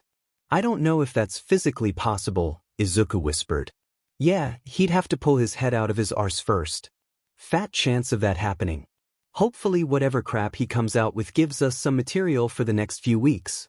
That chronic dickhead is the best thing that ever happened to our sales. Zach swigged from a glass of something amber that decidedly wasn't champagne. How he carries on at these events isn't even the worst of it, Maki snarled. To be sued over doing my job and doing it well. He's too useful to the government for them to get rid of him. He has the highest number of logged rescues and captures right behind All Might. Getting rid of him now would destabilize the government's perceived control over the criminal population. They have to stick with him even though his popularity crashed through the floor at the same time he got married. He might be a brute, but he's an effective enforcer that doesn't strongly question the government's policies in the same way other heroes do. Izuku ambled while squinting into the brightness of the dance floor. There seemed to be a pack of journalists congregating around Endeavor. There was a shock of red and white hair rapidly approaching Izuku's direction as well. You're a smart kid. Zack clapped Izuku on the shoulder with a huge hand and sent him stumbling forwards. You nailed it. They're too scared of not having a brute force solution if some nasty BSRD pops up. It's more of a problem in Japan than Australia because Australians have the tendency to just not see when the local villain has the sheet kicked out of them in spite of regulations. Funny that. The pause. Fancy a job? Izuku choked on his rope as saliva. Excuse me? That's not a bad idea actually. We've been looking for some fresh perspectives to give us some more sophistication. Endeavor can't sue us for political opinions or commentaries or someone ragging on him for using his quirk poorly. Maki and Zack alike eyed off Izuku. How about it? I don't expect you to decide now, but have my business card and I can leave open the offer. Maki flicked out a plain-looking business card which Izuku took with more grace than he felt. I'm flattered, but my schedule is packed. School has been rough and I sort of like my privacy. He wanted the floor to swallow him whole. If you give me a call next week we can meet up and organize some flexible work arrangements, complete with your own pen name, Maki murmured as she made an entry in her phone diary. So long as pass is legal, you can call Endeavor a dickhead as much as you like and we'll pay you for it, Zack smirked. Izuku sighed. I'll keep it in mind. Cheers, kid, working with you is gonna be a blast. Another clap to the back and Izuku was starting to regret engaging them in conversation in the first place. Before he could correct Zack, Todoroki skidded to a halt in front of him. Midoriya, I need a favor. Huffing, Todoroki looked like he's just left a marathon. In private, please. Sure. Nice meeting you too. He waved to the journalists as they raised their wine glasses to him in a mirrored salute. Izuku slid the business card into one of his suit's front pockets. I need you to, hide in one of the side rooms for 10 minutes. Todoroki insisted through heaving breaths as they stood beyond earshot of the other guests. Why happened? Was it Endeavor? He's made some public statements I need to correct. Vigorously. In front of the media. I don't want him or them to think that you were involved, so can you please stay out of sight for 10 minutes? Todoroki gestured to an inconspicuous side door used for catering. Are you sure? Todoroki was going to be in for a world of unpleasantness for whatever he was about to say, but from what Izuku understood, it was already the case. With the boarding school arrangements, Todoroki had an avenue of retreat that wasn't previously available to him. It smelt of a plan. Positive, came the prompt response. I'd rather get it out the way now instead of letting him carry on with this farce. If you're sure. Izuku nodded, received a thumbs up and parted their separate ways. Just before entering, he pocketed his bow tie and ruffled his shirt collar to something slightly more comfortable even as he sniffled. A cloud of black mist and white hair greeted him from an arm's reach away. Shigaraki, I wasn't aware that you were gatecrashing. You should have gotten into the group photo, it would have livened it. Up, slipped from Izuku's mouth in a snidder tone than he usually reserved for public even as a somewhat detached part of him began to panic. He didn't receive a verbal response. Shigaraki stared at Izuku, eyes widening. Unbidden, his hands snuck upwards and began to scratch at a neck concealed by a trench coat and hair. Kurojire's yellow eyes had also comically widened, flicking between Izuku and Shigaraki. Outside, he heard Todoroki's voice raised in a furious, muffled yell. I have absolutely no intention of being your media pawn in my professional life. My achievements are mine, not yours. Floated through the closed doors as the seconds ticked away. A muffled whoop of approval from what would have been an attentive audience member. 10, 20, 30 seconds of pained silence. Shigaraki stood staring at Izuku and tearing at himself. 30 seconds of Kurojire likewise paralyzed with indecision as Izuku calculated the trajectory of a kick that wouldn't collapse the building's foundations while avoiding Shigaraki's hands. Tamura Shigaraki. Kurojire finally barked. Kurojire, why does he? Shigaraki's trembling pupils never left the perplexed Izuku, his voice quivering uncontrollably. Izuku raised an eyebrow at the both of them. Without a word, Kurojire almost apologetically looked at, almost through Izuku, and vanished in a cloud with Shigaraki, who only at the end clawed a hand towards Izuku as he was forced to leave. Izuku's phone showed that only a minute had passed since Todoroki had begun his public dressing down of his father. Izuku watched apathetically as another 9 minutes slipped away and he left the room in a daze once the shouts ended, searching for All Might's glowing blonde hair in the sea of media crowding the room that was split between the present and past firsts. All Might, Izuku murmured in a daze. Yes, young Midoriya? I just had a momentary run-in with Shigaraki and Kurojire in a catering room. They're gone now, but I think I accidentally made Shigaraki have a nervous breakdown. Sheet. Without pause, All Might marched through the crowd, Izuku snagged under one arm. In a short PRD of time, Todoroki was caught unresisting under the other as they headed for security's on-site office. Gentlemen, we've seemed to have had some gatecrashers that one of my students spooked off for you. It might be a good idea to inform the police that the League of Villains was on the premises. Todoroki did a double take at Izuku, who could only shrug helplessly. 10 minutes, Midoriya. 10. Todoroki whispered in a strangled voice. You suggested the room. Izuku pointed out through a dizzying whirlwinds of what-ifs being bandied around the room. Todoroki's response was unbecoming of heroic's royalty. At least security had the decency to blush as they frantically dialed the police and cleared the building. Tsukachi's unimpressed expression really said it all.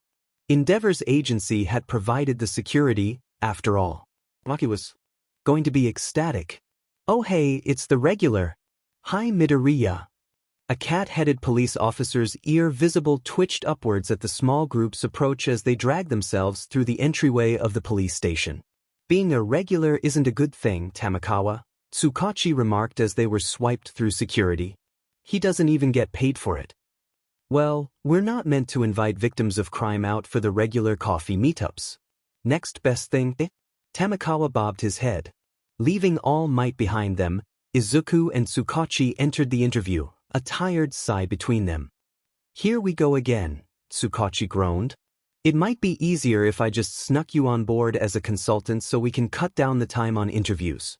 We're lucky that Todoroki's sister took him back to campus. It would have been a pain doing paperwork with his father breathing down our throats. Izuku shrugged and the grilling over the actions or lack thereof of Shigaraki at the ball commenced.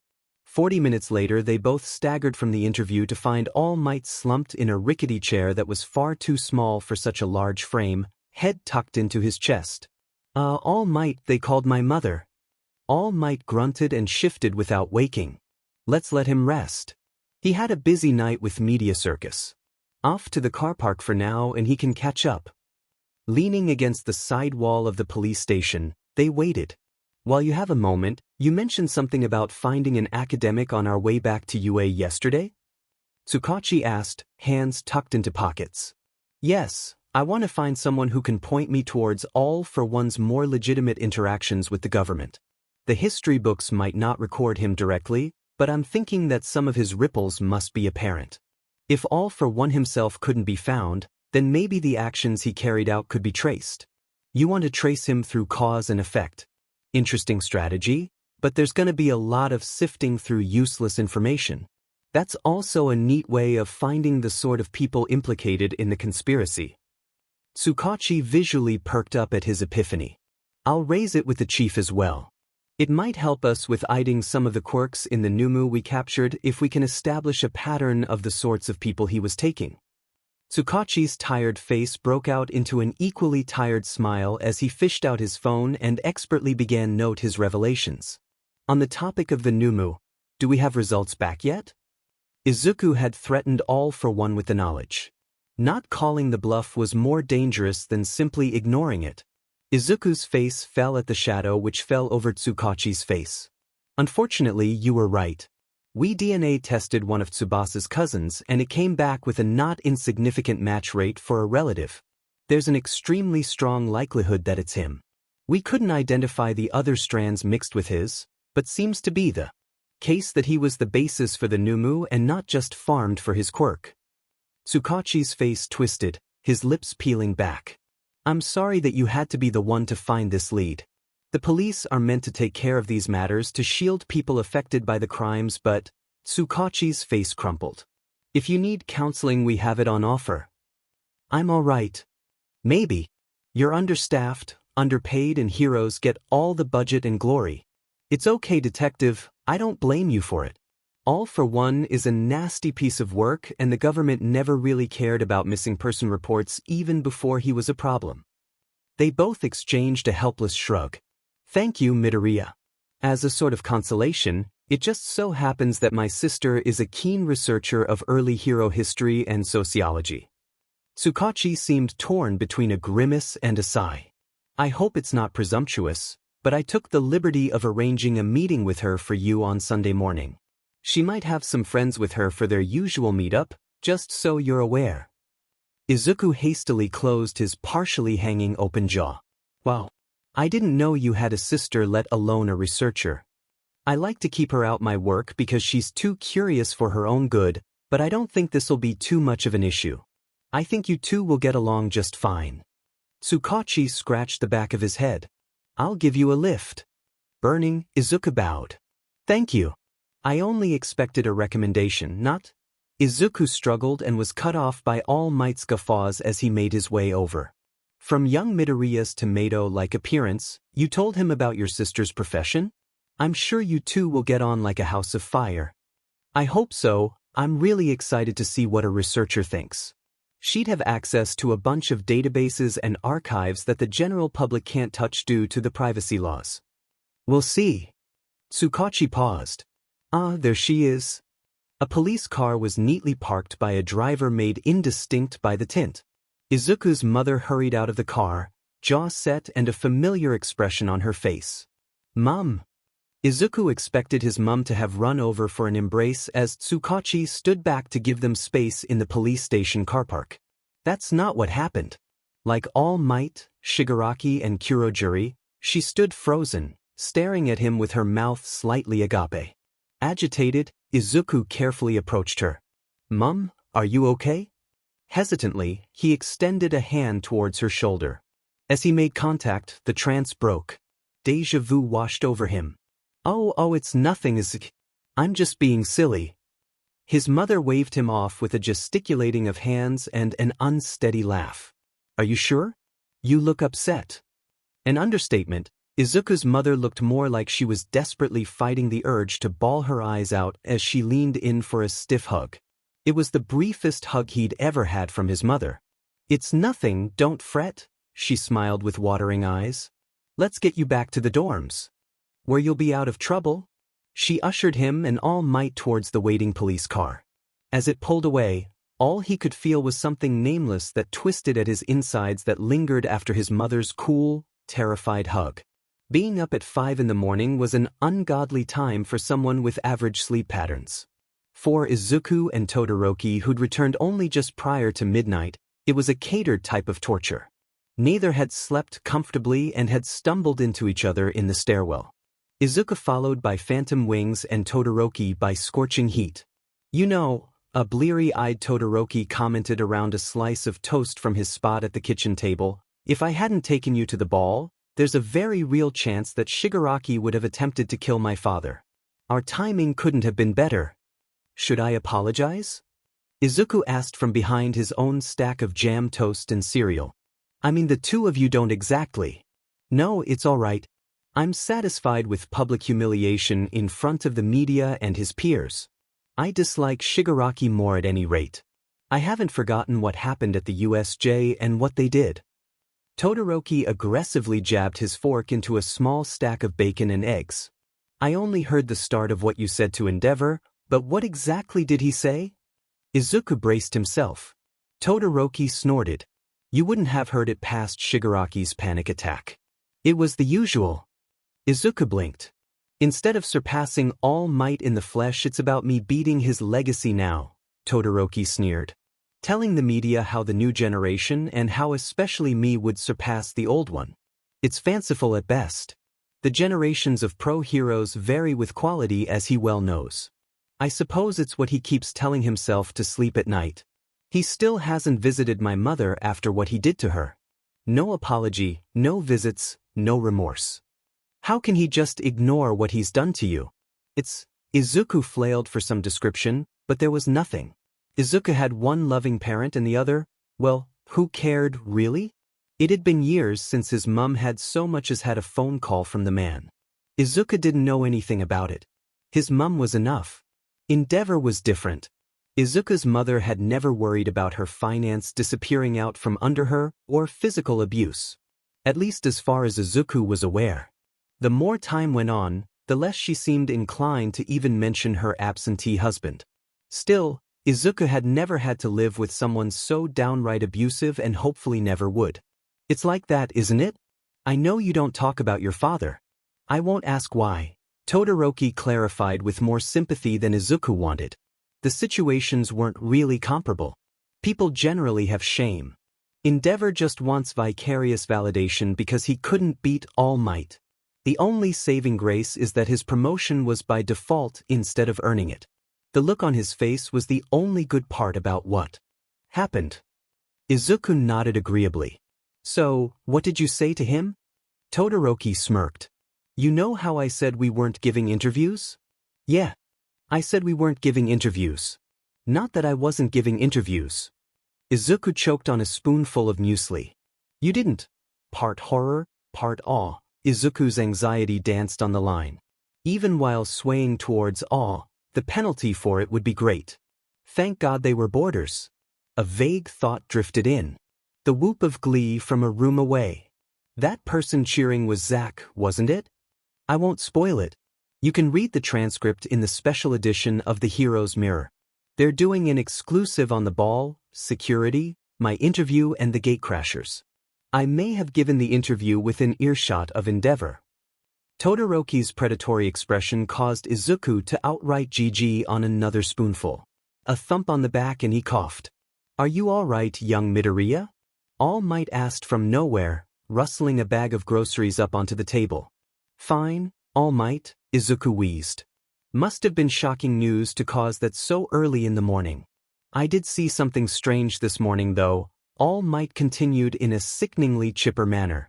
A guy wearing a flannelette shirt hovering outside the gates asked me to give you this. All Might presented a flat, paper-wrapped package. Said it was from a Mrs. Maki.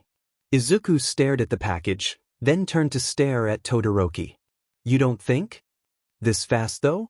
They must have called in all staff for it. Have a look. Izuku tore open the packaging to find a white cover sheet with a Hero's Mirror letterhead. Day Izuku.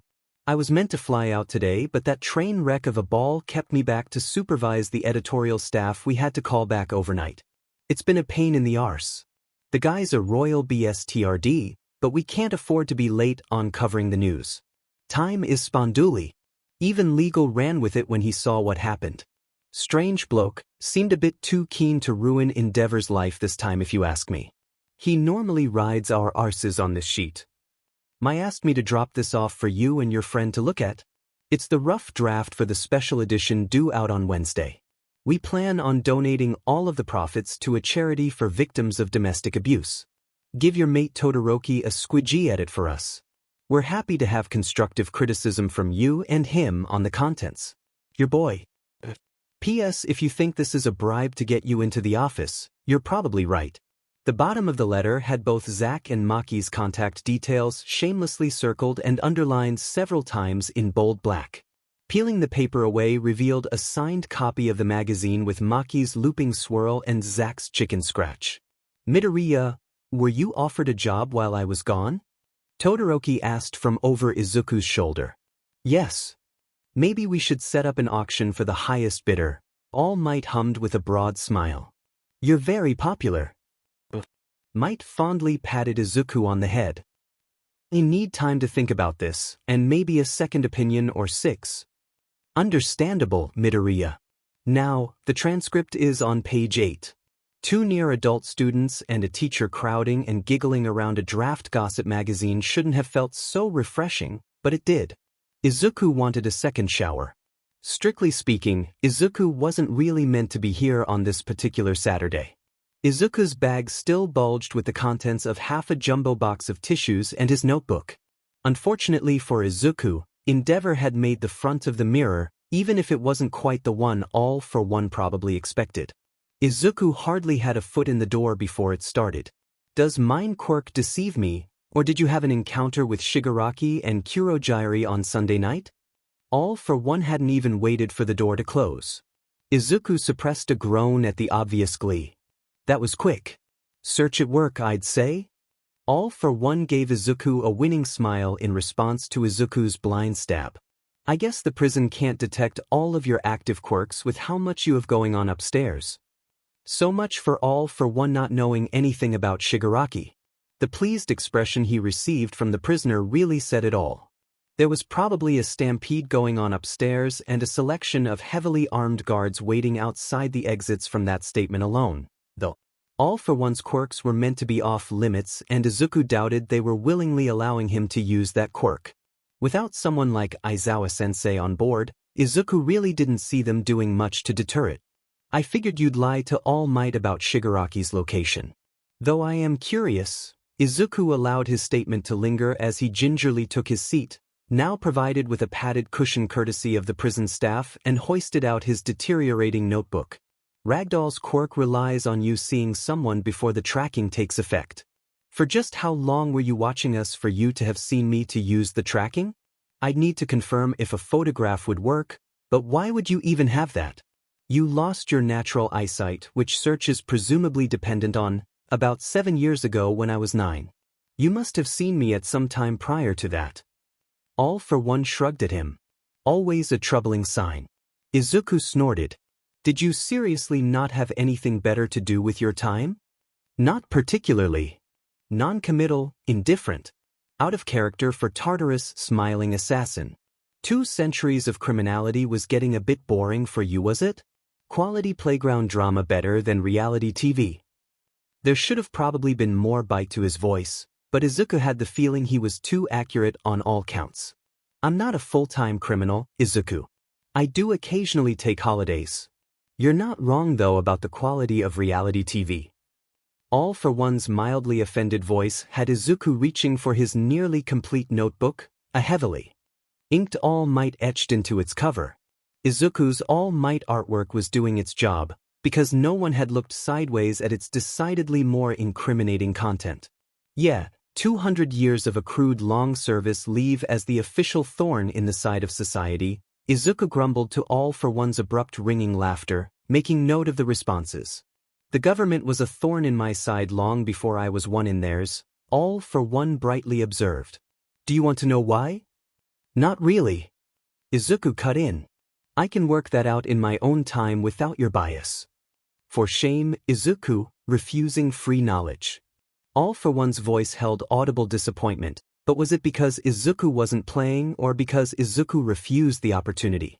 More likely, it was because All for One still hadn't answered the first question. You don't have the physical, emotional, or intellectual capability of giving anything away for free. Izuku raised an eyebrow. So you have known me far longer than I've known you. Why is it that you're missing so much information? Not that there's much there anyway, Izuku mumbled to himself. Negligence, All for One succinctly dropped in a toneless voice. My apologies. A slight drawl. Your usual level of informative, Izuku remarked through a furious motion of scribbling, a prickling at his neck. Really? Negligence as a term implies that you owe me a duty of care, Izuku pointed out through a suppressed sneeze. If only his immune system would hurry up and get rid of the flu. The headache from a week before still wasn't fading. That's a fairly specific thing. Don't we all owe each other a duty of care? All for One reflected in a grandiose manner. Great, I waive whatever yours supposedly is to me. I can live without it. Izuku underlined negligence and bolded it. Negligence was a civil and criminal penalty, depending on the relationships between the parties. Maybe my Maki's beleaguered in-house legal would be willing to offer some theoretical insight. The last thing I need is you trying to hold something like that over me. Izuku would have expected a chuckle, some form of amusement, not the uneasy silence that followed. All for One's breaths echoed off the walls, mingling with Izuku's unrestrained sniffling. Why would you think that I'd hold it over you? All for One asked, more muted. Exhibit A, Shigaraki. Not a prime example of you sending an adult off into the world with no strings attached. If Shigaraki's the puppet, then Kurogyri's the strings you use to marionette him with. Without Kurogyri, we'd still be cleaning up the pieces of Shigaraki from the USJ, Izuku remarked with a broad flick of his pencil. Whatever dependence he has on you has permanently clouded his critical thinking skills to the point where he's going to have a nervous breakdown once he realizes that there's cognitive dissonance present. Namely that he's a means to an end and nothing else. A harsh assessment, was the level response. When the name of your game is to make All Might miserable, then I somehow get the feeling that Shigaraki's or even my ongoing mental health and emotional development aren't at the top of your priorities list. Maybe All for One wasn't used to being picked apart, but that worked in Izuku's favor. My waiver stands. It was here that All for One chose to laugh, a quiet, almost bitter chuckle that did more mockery than anything in the weeks prior. It wasn't a happy sound to Izuku's ears. If only he knew why. You know, I remember telling you to only come if Endeavor made the front page of the Mirror, All for One diverted. He did. With that, Izuku slapped his signed copy of the special print of the hero's mirror up against the glass for All for One to divine. As you can probably guess, the front page features Endeavor filled with impotent rage. I know it's almost identical to his normal expression, but the angle of his frown is slightly greater than standard. All for One whistled lowly. You certainly were busy. On your day off as well. There was the jab Izuku was expecting. How exactly did you manage to cause such an unmitigated public relations disaster for the current number one at such short notice? We got told to bring a chaperone. And? Expectant. Too eager. We took All Might. Izuku shrugged. He had fun. We managed to get him into the group photo. Izuku stuffed the magazine away, hopefully before the headlines could be read. Todoroki didn't need his family woes aired to villain number one. Lateral thinking at work, I approve. All for one nodded eagerly.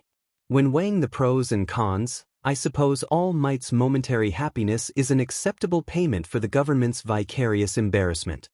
I'm glad you didn't pass on that sentiment to Shigaraki, because he might otherwise spend his time terrorizing heroes people actually care about. Oh, not to worry, Izuku. In due course he'll probably pick it up from you, All for one assured, voice breaking as tried to suppress a chortle. You're not exactly subtle with your dislike of him. You know, Izuku's tongue began to unwillingly move. I'm not sure who I should nominate for Dad of the Year for the national poll. You or Endeavor? Competition's close. Izuku bit out. You've got being a career criminal behind you and large amounts of emotional abuse, but Endeavor might slightly edge you out for physical abuse, emotional abuse, and participating in eugenics experiments. I think I need more data for a definite conclusion. What do you think? I take comfort in knowing that, for all I've done, at least I'm not Endeavor.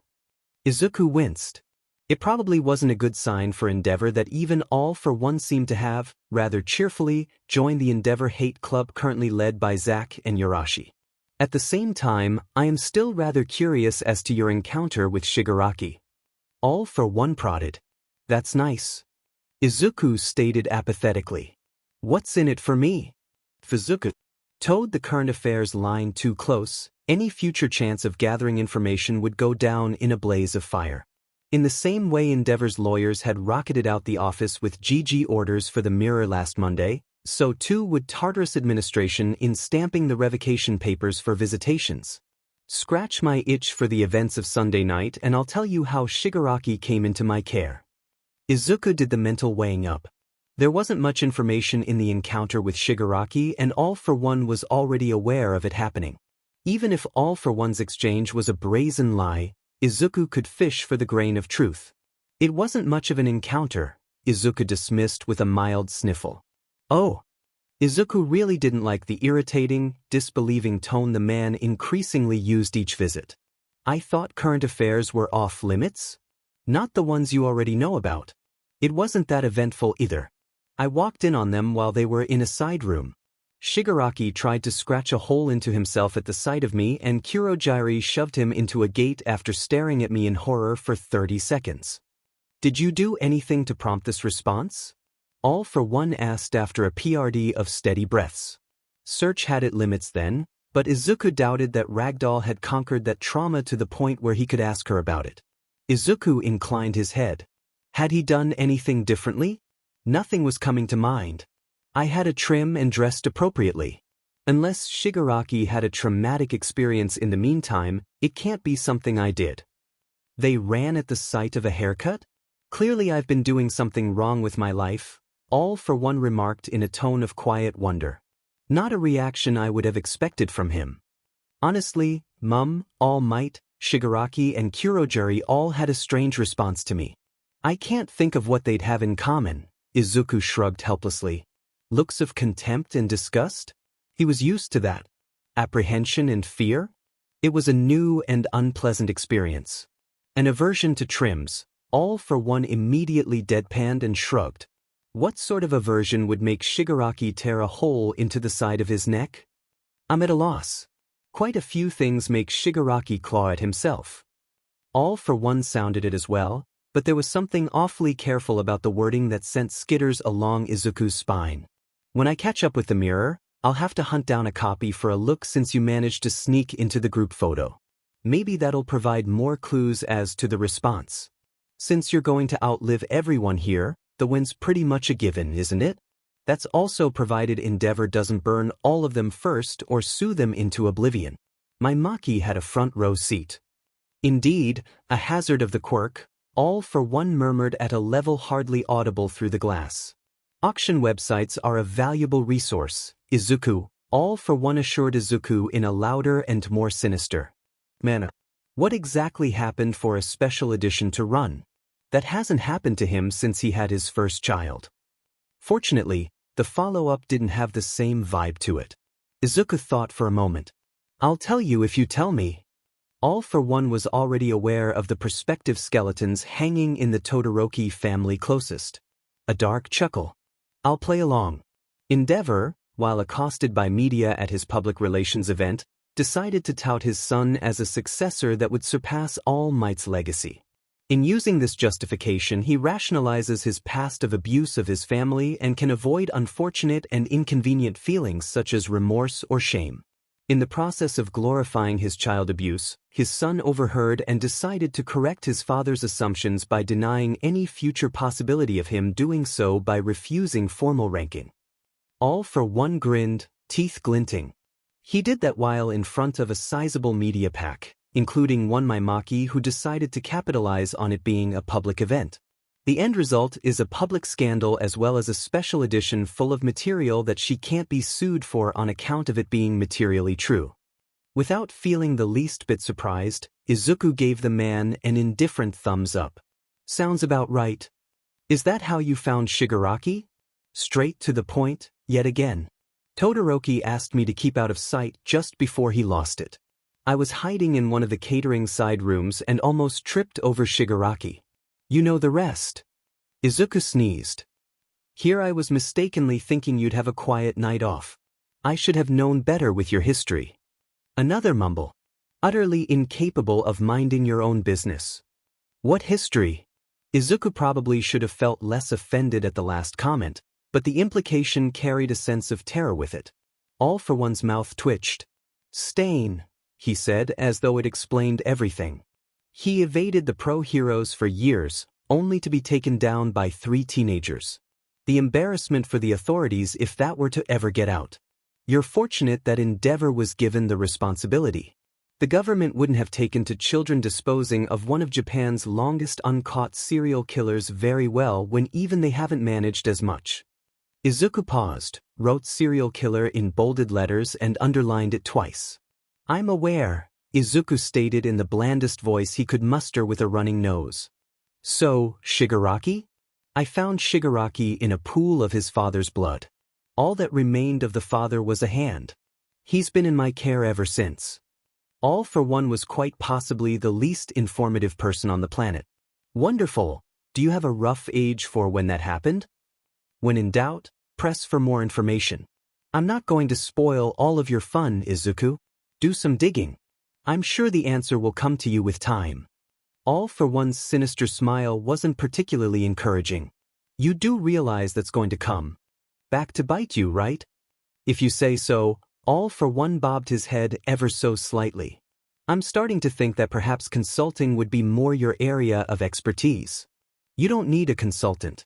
You need a 5-year-old to proofread all of Shigaraki's evil schemes, Izuku snarked as he rose to his feet. Leaving so soon? All for one's disappointment was always an odd thing that carried in his voice. They're refusing to serve me coffee here. Thanks to you. Take it up with the prison authorities. See you next week. Until next time. Izuku let the door slam shut and found himself face to face with a corridor lined by armed guards. Unless you're employing someone who can nullify quirks, you're not going to be able to deal with a form of clairvoyant telepathy, Izuku remarked. We're here just in case, the guard assured him. If he was free, you'd probably be dead. The guy levels city blocks at will, Izuku pointed out. With all due respect, kid, you punted a city block into the stratosphere, a rough voice called from the back of the pack. Izuku blinked. All that means is that I'm qualified to comment on it. Good luck. Izuku hobbled out to the car park. So Shigaraki's father was killed? All Might pondered. By what is the question?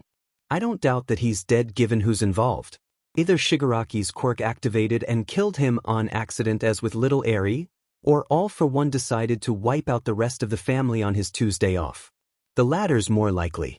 It's not terribly probable that he's going to stumble across your teacher's grandson and help him out of the goodness of his non-existent heart, Tsukachi observed to All Might from the driver's seat.